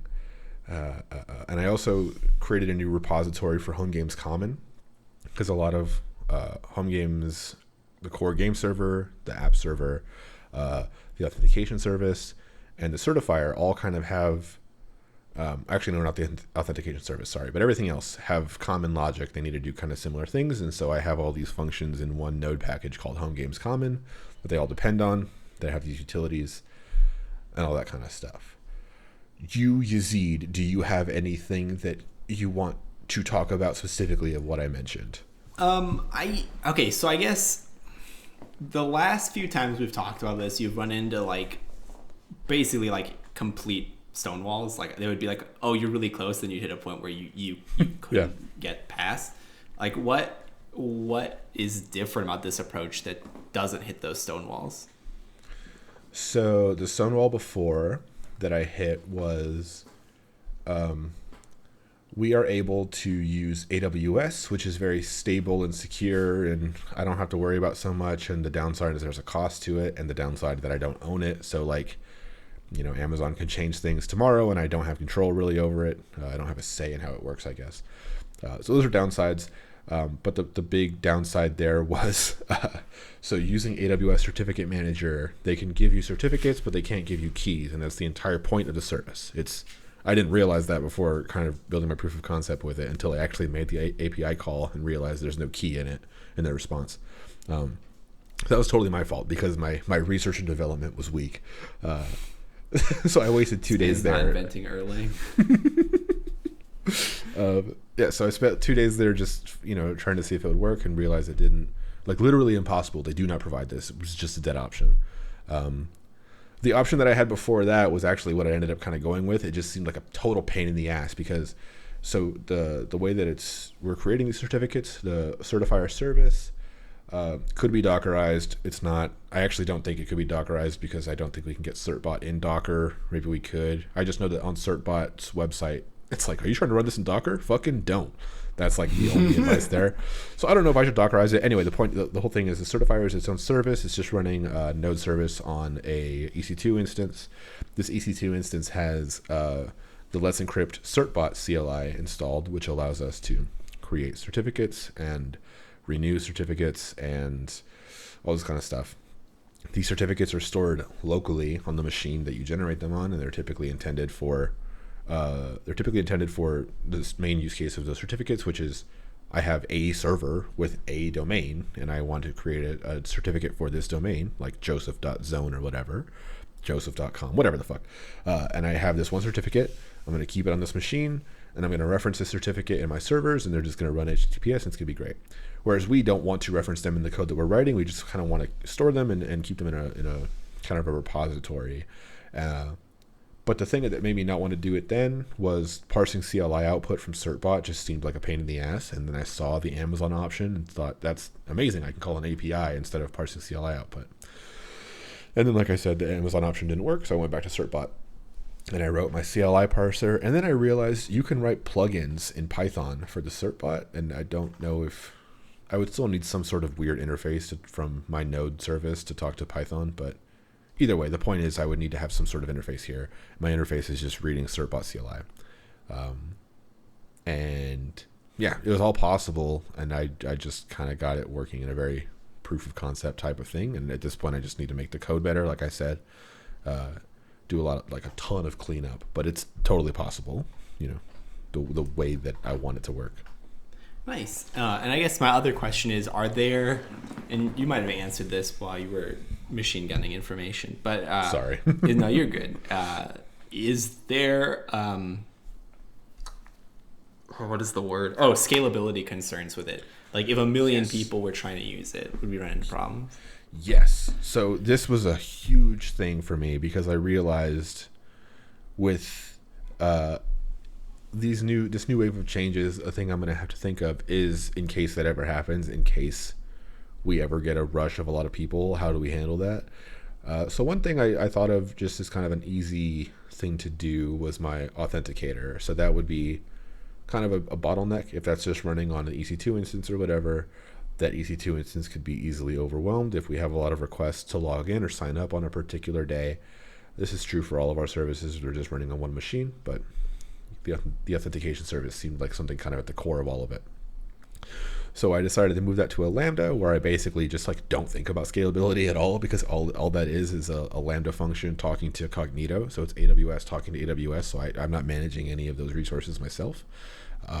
There is some concurrency stuff that you can configure for a Lambda, basically how many instances of the function you're running at once. And so there's some math you can do to say, well, on average it does, it executes this fast. So at most I would need to be able to have this many of these running to handle X many requests or whatever, the whole thing. But basically Lambda is a scalable thing, and it sits behind an API gateway, which does all of our public facing HTTP stuff that maps that to the Lambda. The Lambda just gets a JSON event payload from the actual API gateway stuff, which handles the actual HTTP requests and kind of sends the data to my Lambda.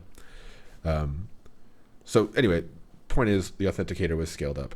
The certification service is not, because of, like I said, there's this weakness of it being on EC2, and the reason it is on EC2 is because I can't easily Dockerify it, and I can't put it on Lambda, or I might be able to put it on Lambda, but Lambda is Amazon Linux underneath, and I would need to have a certain Amazon Linux build of the certbot, and I don't know if certbot supports AL2, which is the new version of Amazon Linux, and I don't want to risk Lambda moving to AL2 and being fucked by that, so I just don't want to do it yet. Anyway, there's reasoning for it, but I just have it on EC2. And another big thing is, so when you run certbot, I don't know how they do this, but they create a unique account identifier for you. It might just be based on machine and IP address or something else, but you get an account ID, and this account ID is used to throttle you if you make too many certificates. So if our current limit is 50 a week that we can create, so if we were to get 50 signups, we'd be fine, because the signups are a separate thing. But if all 50 of these people ran the Homegames game server within a week and we created 50 new certificates for all of them, we wouldn't be able to create a 51st for the next person to come to sign up. And that's a limit that we can get increased if we ever hit this problem.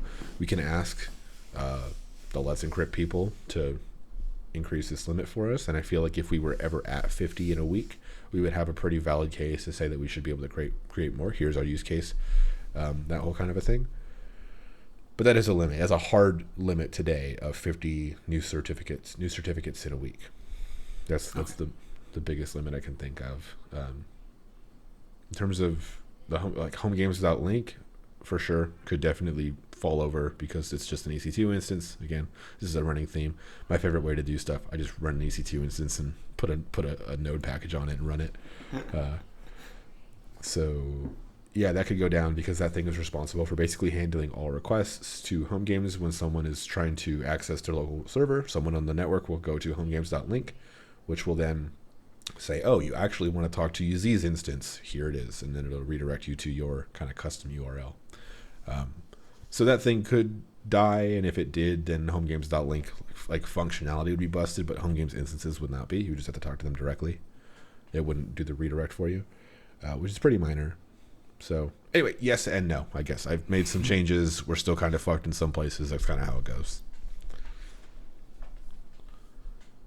Did I cut out? Yeah. Sorry, I didn't realize you stopped talking. Yeah, anyway, that's how it goes. Stuff is fucked, and so stuff is better at the same time. Nice.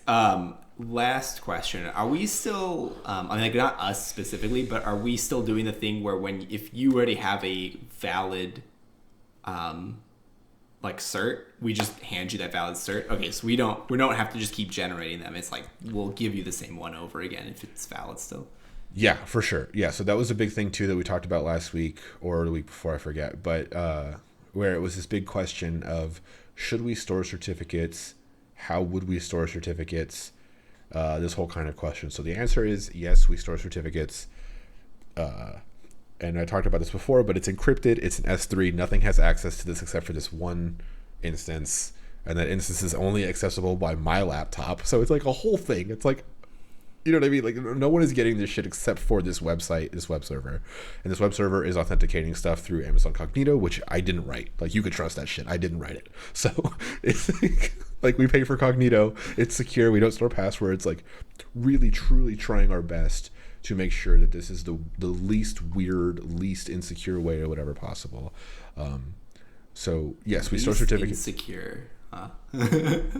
Least insecure. Yes. Most secure. I don't want to say most secure. That sounds too, like, confident.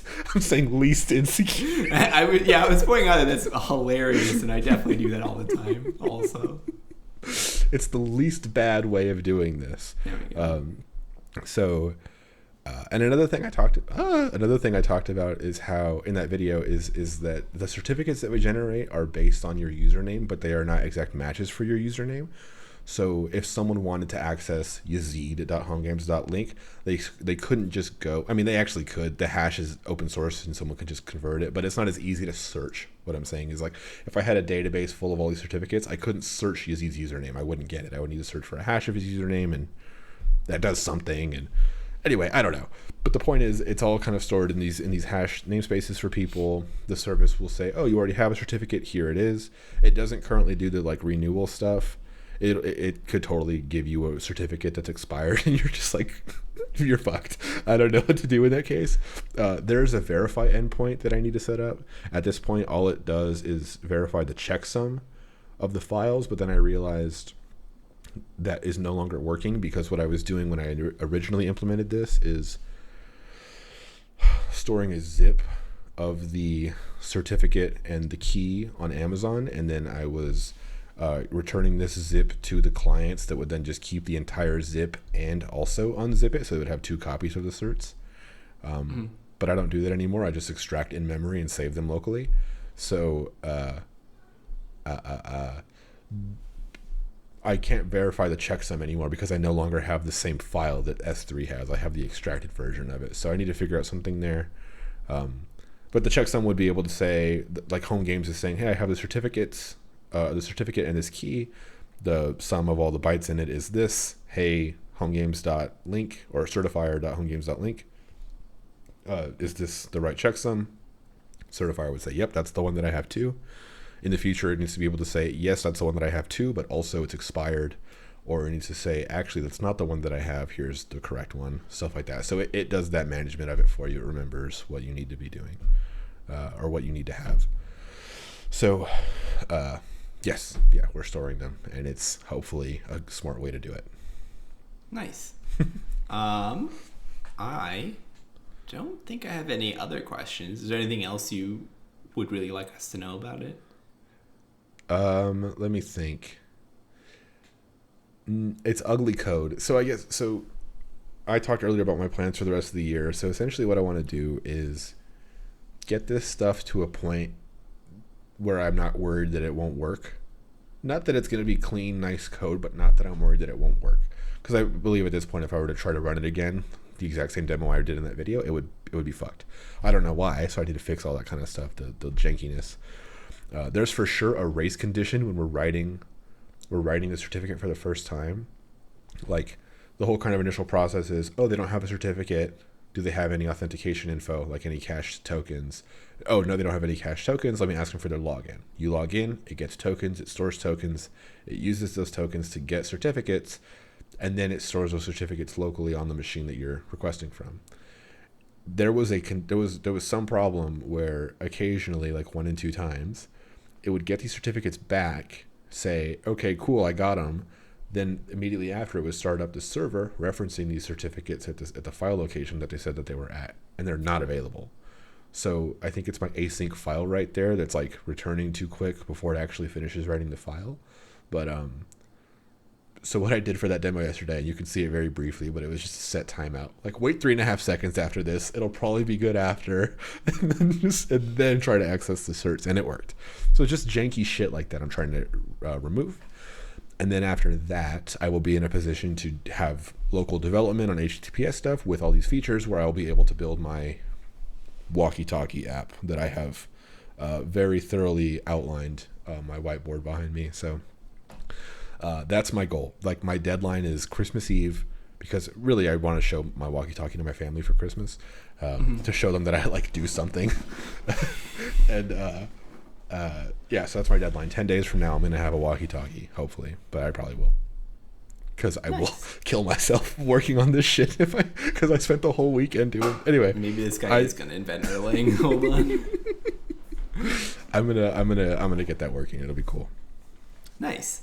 On my side of things, last week Justin and I were talking about how I'm gonna place terrain on a map in a way that doesn't seal off parts of the map, basically. Because the working theory for me is that a player can be placed at random on any point on the map that's open. And if I sealed off part of the map, it kind of breaks the game of tag, because no one can get in and no one can get out.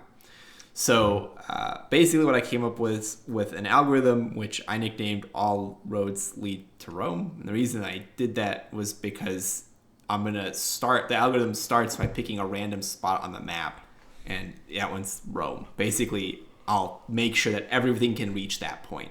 Basically, I'm going to pick a point on the map, guarantee nothing will ever cover that point, and then I will check every other point if they can get to that point. Because if every point can get to that point, every point is accessible, if that makes sense. Yeah. So does it matter if that point is fixed? I'm assuming that your one point that you check is your roam, so you're constantly comparing that one point to your every other point? Yes. Does it matter? Does it matter if it's always one fixed point? No. I could write the algorithm so that it always picks a new point before it tries to place terrain again. Yeah. The reason that I wasn't going to do that is, at least for color tag, I think it makes sense if it accidentally funnels everybody to one point, right? Because it's a game of tag where as you get tagged, more people become the thing, but you all move at the same speeds, right? There's like a tactical approach to it, right? Where if people are like moving through the funnel to try to like avoid being tagged, they could just get bottled up and smushed in. Got it. But like I said, I could always pick a new point each time, and then... But that point is valuable in your actual game design because you think that contributes. Okay, that makes sense. Yes. But essentially it's... Every check you're checking doesn't have to be this one point, but every point on the map can find a path to some point. That is it exactly. The other thing too is what it allows me to do is not memoize, but store what points I touched along the way, because I no longer need to check any of those points. So if a route takes 40 points to get to the Rome in this case, I don't need to check 39 other points as well, because all those points, in theory, can take that same route to get to Rome. They may also have different routes that could get there as well, but at least one route can get them there. So in that way, I don't need to check the whole map. I need to check open points and also points that I haven't touched before. Got it. Okay, so if I'm walking in a straight line towards my goal, and there are 5 blocks, and I know I can reach my goal from this path right now, I can also reach it from the subset of this path, which is this and this and this and this. So I don't need to run 4 blocks, then 3, then 2, then 1. I remember that I can do all this because it's all technically the same path. Yes. Okay, that makes sense. And in theory, what I should be able to do is eventually, if I stored paths instead of individual nodes, I could memoize it in a way that when you go to place a new block, you could just check what's crossed that path. And if, 15 points cross that path, is there another route from any of those points to get there? And if there is, then you're good to go. And you say memoize, meaning like a cache remembering that, oh, you asked this question already, and I'm going to answer what I already answered for. Yeah, well, I mean, literally, it would remember the previous iteration, so that when you try to place a new piece of terrain, it would just say, well, it's going to close off these paths, so we need to check those paths if they can get there. So I guess what I could do is just take the indices in an array and then hash that array and then check to see if anything gets past there at that point, if that makes sense. Not hash the array, I guess. I would need to do some work to figure out how to do that. I haven't figured that part out yet because I wasn't going to do memoization yet, but at least have the algorithm out. Yeah. The other thing, too, is... Sorry, go ahead. No, I was going to say we've reached into that point where it's become abstract and I need to read code to like understand something. But yeah. Go ahead. The other thing, too, with it is I don't think it's unique to my game. I could genericize it pretty easily, I think, in a way that makes us have a generic way of placing terrain where you can pass in an array of terrain generating functions, or like basically you can pass in an array of options on what kind of terrain would be placed that are functions that give like, blocks of what would be terrain, and then it places it and checks it. Like pre-configured like procedural world building algorithms. Yeah, buddy. That's pretty cool. Yeah, that's actually super cool. Yeah, I have a hard time imagining what kind of games are going to exist in this thing in the long run. So that certainly seems like a possibility to have some sort of world that is randomly generated. So yeah, for sure, that seems cool. Yeah, I mean, I guess probably a lot of the games that I want to make are kind of like small-ish games like Color Tag or Square or whatever, because I think those are like most fun to play with. I think simple games that you can shout at your friends at and during are the most fun to play when you're close to your friends. Yeah. I guess so. Something that's been in the top of my head or the back of my head is the RTC demo that I built earlier this year in March or April or something like that, and how it gave us so much, like such an improvement in our latency, and how ultimately that hit a wall because we didn't have HTTPS enabled. And thinking now, if I can go and revisit that and find a way to get that stuff working in a way that isn't as janky as my initial WebRTC stuff and is still significantly faster than what we can currently do. So if we could make a Gears of War 6 in Homegames, like would it be possible, not from a graphical perspective, but I mean in terms of like the twitchiness of the gameplay, like how fast you need to respond to stuff. Like I think that's just something I want to revisit probably next year. But yeah, just thinking about what people are going to be building and how a world building algorithm is going to be helpful. That's cool. Yeah, I mean, the other thing too is like we could always have like a library of different ones that people could have options, and then we just write some documentation on like what kind of world it builds and some of the arguments that it takes in and stuff. Yes. But yeah, so I basically wrote a DFA for it. So now I just need to implement it. Nice. I think. A DFA, a deterministic finite automaton? That's right. I guess technically it's an NFA because it does have some randomness to it, because I don't know which piece of terrain would get picked, right?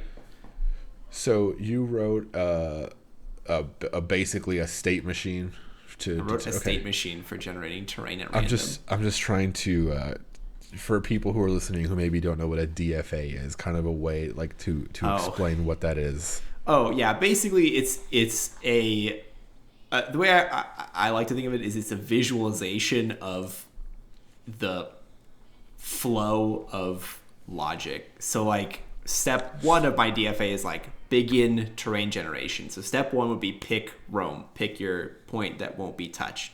Then from there, once we have a point that's valid, then we pick at random I'm using the Tetris shapes. So like, do you want the line? Do you want the Z? Do you want the square? Do you want there's another one. The T? The L. The L. Oh, okay. Yeah, you want the L, right? And then from there, that needs to decide which orientation it has, if it has orientation. So, for example, the long piece only has up and down or left and right. The square has only the square orientation. The Z has doot, and then doot, and then I think the full rotation is the same, so it has 3. And then the L is, the little nub facing up, the little nub facing down, the little nub facing to the left, the little nub facing to the right, so it has 4. Right, so you have to pick one of those, and that's also done at random. Okay, so that's like we're down 2 steps. But once we have that terrain, then we go to our next, step, which is attempt to place the terrain, which is we have to pick like some points on the map where that terrain is going to fit into. And if that's valid, then the next step would be check can all open points reach Rome. If that's true, then we push that into the array that becomes like hard into it, and then we grab and then we can do it again, or we can say like we've hit our terrain amount that we're looking for, so we can stop there, right? So now there's 2 branches. Stopping does something, and the other one just kind of loops back through. Well, I'm looking for you to prove the algorithm in the code review as well. I'm looking for a scanned copy, a PDF of your notebook that you used to write this stuff. What is the proof that it would correctly... Is the proof I'm guaranteeing that it would generate... no point will be sealed off, because I could do that. That'd be hilarious if you did. It'd also probably be a waste of your time, but I would...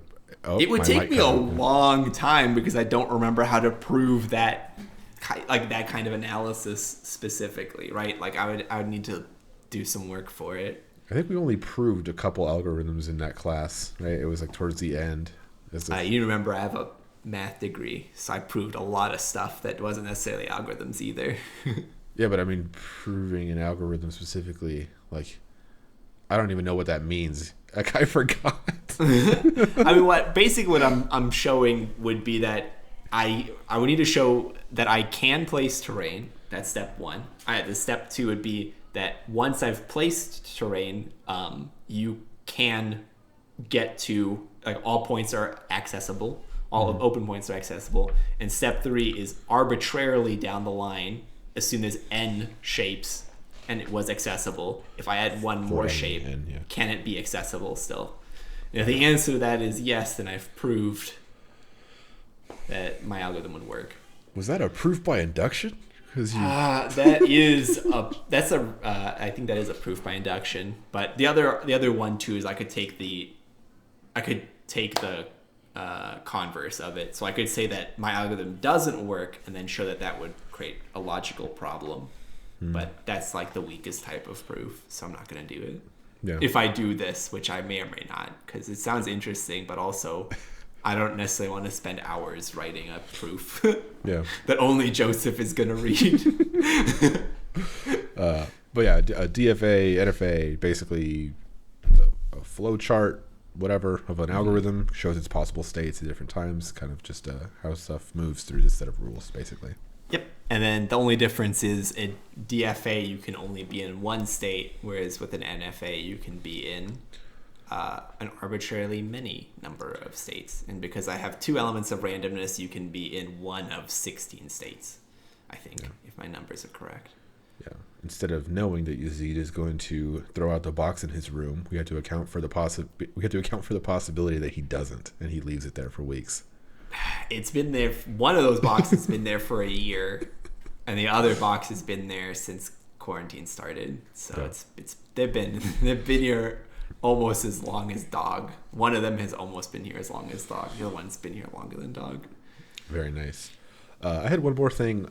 You mentioned at some point like a diagram or something that reminded me of a diagram. I wrote up a infrastructure document this weekend, and I posted it on the Twitter. On the Homegames.io Twitter, twitter.com/Homegames.io, one word for everybody. I'll probably put that up on the new website somewhere or link it somewhere on the new website.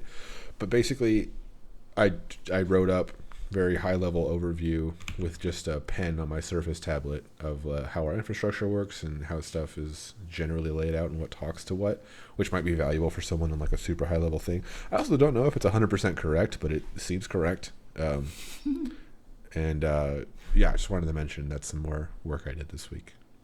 Nice. Hey. Visual aid. I'm trying to think if I got everything I wanted to get out. Oh, okay. Yeah, real briefly. Like I said earlier, stability is now a main focus, stability, scalability, and all that kind of stuff. I want to make sure that these websites are working if I'm not monitoring them. Make sure that people can actually use this stuff because we're providing these services now that have become kind of critical to running home games. And so I don't want my shitty code to stand in the way of someone doing something with home games. So, basically just in the new year, want to emphasize health, like service health and metrics, and being able to see the state of the overall system at any time without being intrusive to any of our users, like not in their actual day-to-day, but in terms of what we know about them. I don't want to know shit about our users. I just want to know about how the systems are working. So that's going to be a big focus. I just wanted to mention that. Like I said, that will lead to stability. Us having more of an eye on what's going on at any given time will help us determine what's wrong and how to fix it and what to prioritize. Similarly, in this kind of the same vein, I created a support at Homegames.io email. We created this a long time ago. I just forgot about it. But basically, if you have trouble signing up, if you have trouble doing whatever, if you have any problems, technically, whatever, send us an email, and that email goes to me. And I should probably be able to help you, hopefully. That's one of the things, like the account verification thing I showed in the video. If I were to put in the wrong username or whatever, anything like that, it would tell me contact support at homegames.io. So that'll be a thing as well. Again, stability, safety. I want people to see this as something that they can trust. I understand that, like, this whole thing being documented and being on this podcast and me saying that I have no fucking idea what I'm doing and whatever, like, that's kind of the whole point, is to show people how this shit was like made in case whatever. But I do want this to be a stable, trustworthy, real fucking thing one day, and that's hopefully what's going to happen. So just wanted to put that out there. Hey, nice. I am excited for the new year and the new stuff. Yeah, it'll be cool. I'm very excited. Like, you could see it in that video, but I damn near pissed myself at the end of that video because I was demoing when I killed the server and I brought it back up and it still worked. Like, I hadn't tested that before, so I was just like, I was freaking the fuck you out. were like, I don't want to record this a seventh time. Yeah, exactly. But yeah, no, that's it for home game stuff. It was a big week. Like I said, it was my last week of kind of going dummy hard on it, and then I'm going to take a little break and come back with what I just said in mind as the focus. Nice, dude. I am stoked. Same. Are you ready to move on to Song of the Week? Song of the Week.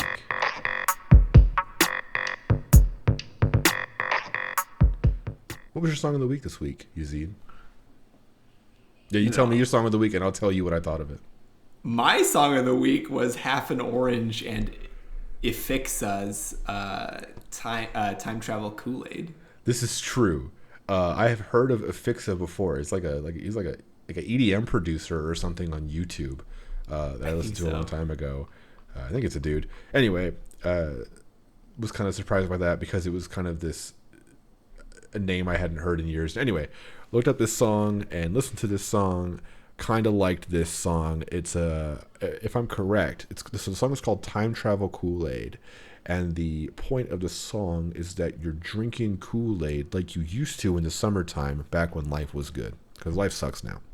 Mm-hmm. That's implied. They don't really say life sucks now, but anybody who's looking to go back to a summer with Kool-Aid, they're thinking of better times. They're not going through a good time. You know what I mean? That's how I interpreted this. I love the idea of this song, and I like it on a surface level. But if you listen to the words, there's one part particularly where they say, we would play Halo and we would lay low. and then something about till like the sun came up or some shit. Mm-hmm. And I thought that was a terrible rhyme, and I thought that was big corn energy. So terrible line in a good song. How about that?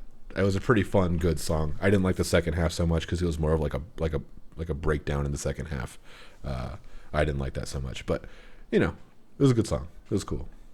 Yeah, that song really reminded me of when we would be up late playing Rainbow Boys until like literally the sun would start coming up and be like, oh no, have to go to bed. I have to be up in a couple hours. Yeah, I have to be awake in like 4 hours. I better go to sleep now. I don't know. That song is just fun, nostalgia type trip. And really like what I liked about it was like playing Cyberpunk's probably like the first time in a long time where I legitimately like completely put off doing adult stuff just to play a video game. Mm-hmm. Like I put it in laundry and the laundry thing let me know that it was done in the washer. And I didn't even move. I was like, I'll wash it again later. I'm not even gonna get up. Yeah, get that. And then that when I remembered smell. I remembered that I had laundry in the thing, I was like, maybe it's okay still. And I opened it and I was like, nah, it needs to be washed again. Yeah, kind of took you back to better days. It kind of reminded me of like when you're a kid and you're just like, well, chores. Who needs chores when you have Halo? Yeah, I feel that. It kind of conveys that nostalgia message pretty well too. It has that correct energy. Like, I don't like Kool-Aid. I never liked Kool-Aid. Kool-Aid was never part of my summer. But listening to this song, I was like, man, fuck yeah, I miss Kool-Aid. Yeah, you're like, you know what? You know what? I kind of remember drinking Kool-Aid in the summertime. You know, like maybe once or twice. You know, playing Halo real late. Like, you know, like you went to the grocery store with your mom or whatever, and she was like, pick out something, and you're like, oh, Kool-Aid's popular. It comes in red. Yeah, this song is implanting false memories, making me think that I enjoyed summer at all as a kid. So yeah, I would say good job there. Thank you. And your song of the week this week. Yeah, so my song of the week was off of the new Kid Cudi album that we discussed at length. So it's from Man on the Moon 3. The song is called For Da Kids. 4, the number 4, DAKIDZ.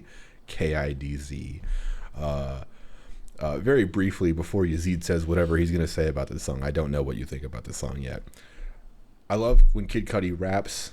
I love his bouncy energy on stuff, and I love this song because he knows exactly why people like me love him as much as we do, and it's because he does this like big brother thing in his music. It was a thing in Man on the Moon 2, but like, hey, you're lonely and sad and fucked up. I'm like here for you. And For the Kids is like him rapping and then bragging about how he's so fucking like emotionally tapped in. It's like an art form with this man. Anyway, I love this song. I love Kid Cudi. What'd you think about it, Yazeed? This song reminded me that I really do enjoy Kid Cudi. Like, yes. A lot. I forget because I don't listen to a lot of rap, but like literally like almost all the songs you've recommended to me, I've been like, it's a good song. I like this song. Like every time almost. And this song was like, might be my favorite song from Kid Cudi that I've listened to. I really liked it. The hook is him just saying, this is just the right vibe. Turn it up if you need to. Oh, but you cut out. I don't know what you said. The hook is the hook. Turn it this is just the right vibe. Turn it up if you need to. Like the feeling of it is very correct. Like he knows exactly what he's making with this song. It's just a feeling. Like it's so nice. I fucking love Kid Cudi. Yeah, I guess my question is, what's going on at the end? Like, it's not him, right? That's not him talking. At the end? Yeah, like the outro to that song. What's the outro to that song? Oh, the I've Created Fire. Yeah. That's from Castaway, I think. It's the part where he yeah. So there's this. That makes way more sense. I was like, I know this, but I don't. It's not him. I don't know this from Kid Cudi. Oh. He's not referencing his own stuff here. Yeah, no, I've created fire. There's another song on Indicud called "Burn Baby Burn," where at the end of it is like a crackling flame, and then Chip the Ripper in the background is like my leg. Like it's like a goofy little outro, whatever. But yeah, he kind of puts that stuff in a lot of his music, little movie samples or whatever. Yeah, I really like this song. Like no individual lyric made me go like, what is this? What's going on? Like I often do with Joseph's songs. I actually just listen to the song with the lyrics up so that I can figure out what I'm supposed to be hearing, and then I'll read the lyrics and be like, this man just said his bitch shouldn't talk or she'll get smoked or something. And I was like, all right. He's gonna kill his bitch. My God. Yeah, it's like, I gotta ask Joseph about this. Am I reading this right? In this song, it's like I didn't want to like chime in because I have no real intention on listening to the entirety of an album ever again. So, but like, I get what you mean about feeling like you know the song. Like that song feels like something I've listened to, which is crazy because I don't really listen to Kid Cudi or hip hop. But I was like, this beat, like, is it maybe his producer? Like, was his producer into like boring music that I like, or what? What's going on, bud?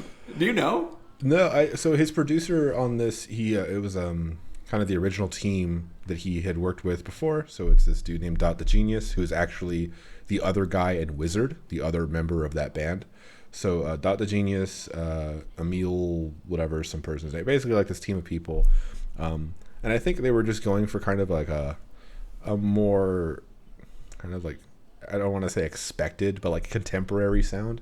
Like they were trying to go for the bouncy stuff because Kid Cudi definitely inspired a lot of the emotional sing rapping that we see a lot of today in hip hop. It's so prevalent. Him and Drake really kind of did that in similar ways. They blew up at the same time, and Drake, in a whole different direction. He's like the king of pop, basically, in a crazy, super crazy way. And Kid Cudi inspired that in a different way as well. And so it's weird hearing Kid Cudi make an album that sounds like you've heard it before. That was my complaint, I guess, at the beginning, to kind of condense it into one little thing. And the first time I really, really felt that was, there's a song actually called She Knows This on the album. There's a video for it and all this kind of stuff. And just me hearing him rapping on it, I was like, like it didn't feel right. It didn't sound right because I was expecting something weird. Like that's all I could think of, is I was expecting something weird. And when I heard him doing like, like he's just rapping, I was like, what the fuck? This is normal. And then there's another song called Dive. And the song Dive is where I realized this album is going for a sound that I wasn't expecting. Like it really set in, because his Dive, he does the same kind of a bouncy, like he's just like bouncy rapping, singing. And then there's a part where he just says, I want to feel your fucking vibes. And he goes like super high, like he really throws out the words.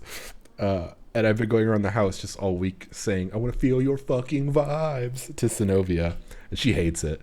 But it's full of that kind of stuff, little like earworms and just the stuff that's in music these days. You know what I mean? Yeah. Yeah, I mean, I really like this song. This is definitely going on this went on my playlist already. So nice. Yeah. This song really does feel like something I've listened to and I've enjoyed thoroughly for a little bit, and then now I'm listening to this song and I'm like, never heard this song. I don't really know what's going on. I like it, you know? Yeah. My one complaint about it is that I don't like the word kitties, and he says it, but he says it kind of fun. The first line of it is "Do it all day for the kitties." The way he says it, for the kitties, it's very like it's okay, but I hate that word. I haven't listened to it enough to memorize the lyrics for it. What's unacceptable? I've listened to it one time going into this podcast and was like, all right, this is going on the list. I enjoyed this. See, this is a thing for me. I've listened to this album maybe 5 times front to back. And it's because I can't let myself not listen to it a bunch of times front to back, because I feel like I just need to soak it in to like love it the way it deserves. So I kind of, in a way, force myself to listen to it until I like it. But in a way that I'm not forcing myself. I'm just letting myself like it and not forcing myself to like. I've had albums before where I tried to like them and I couldn't. So, it's like they a real say thing. It takes 21 listens before you can start to understand something new, is all I'm saying. So if you listen to this album 21 times, is that a real thing? You would like it. Who says that? I think it was done like by a study or something like that. But it's supposed to be like if you listen to a new genre, like a song from a new genre, 21 times, you can get into that genre now. Going back to this genre bullshit.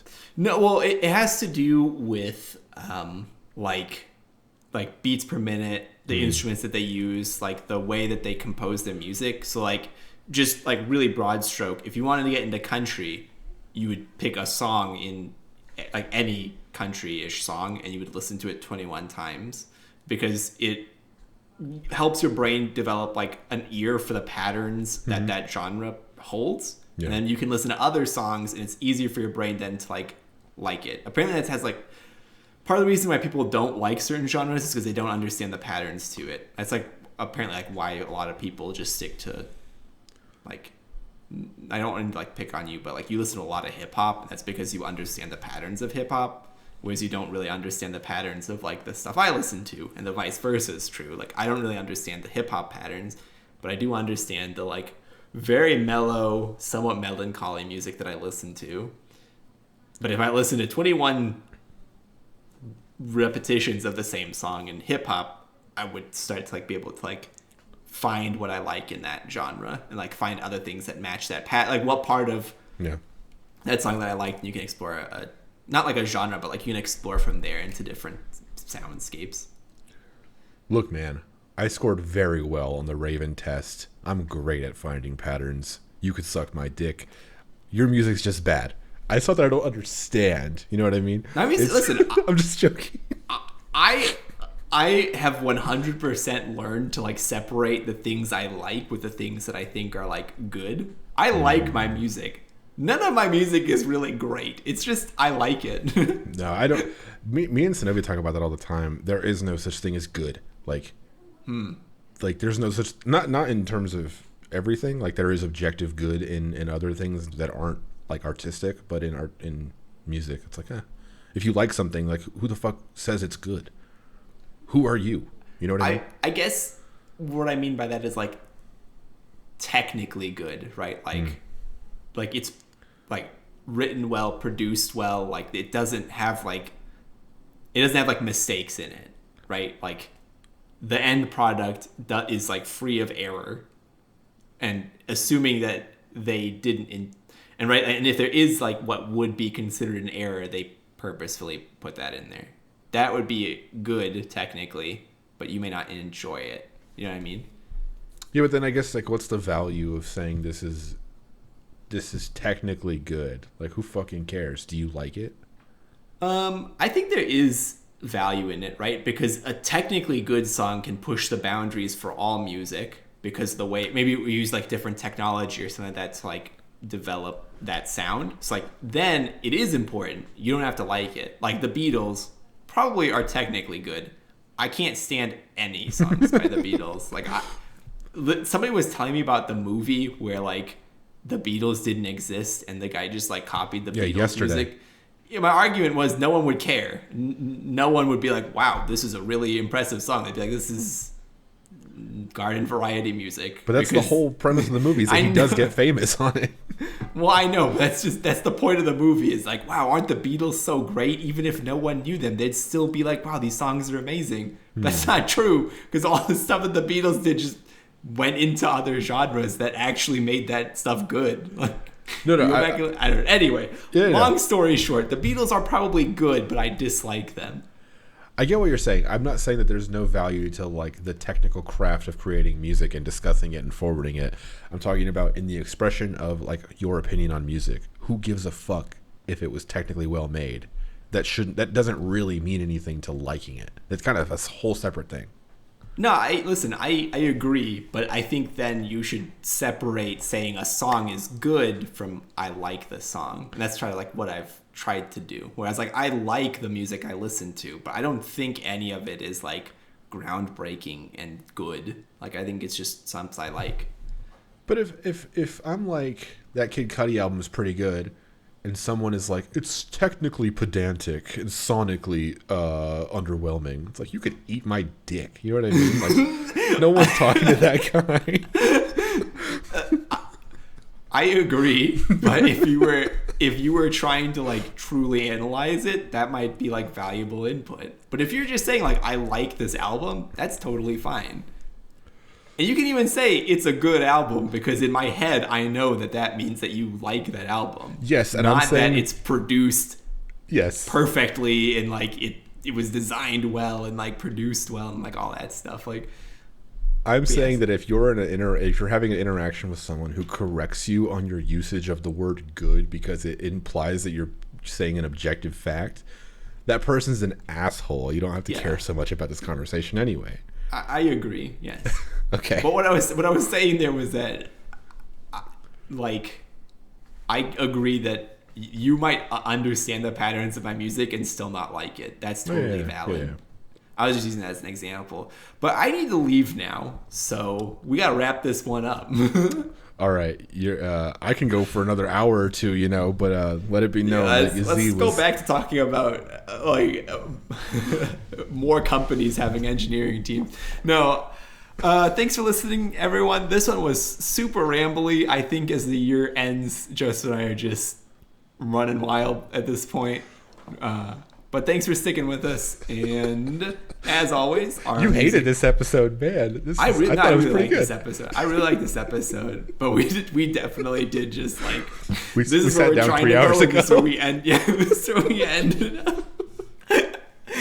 All right, thanks everyone for listening. Our music, as always, is done by our friend Tynan or at Nytan on Bandcamp. That is Nytan.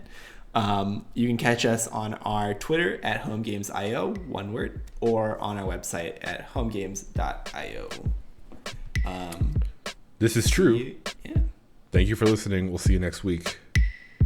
Or we'll hear you, or you'll hear us next week. Bye-bye. Fuck that one up. Yeah.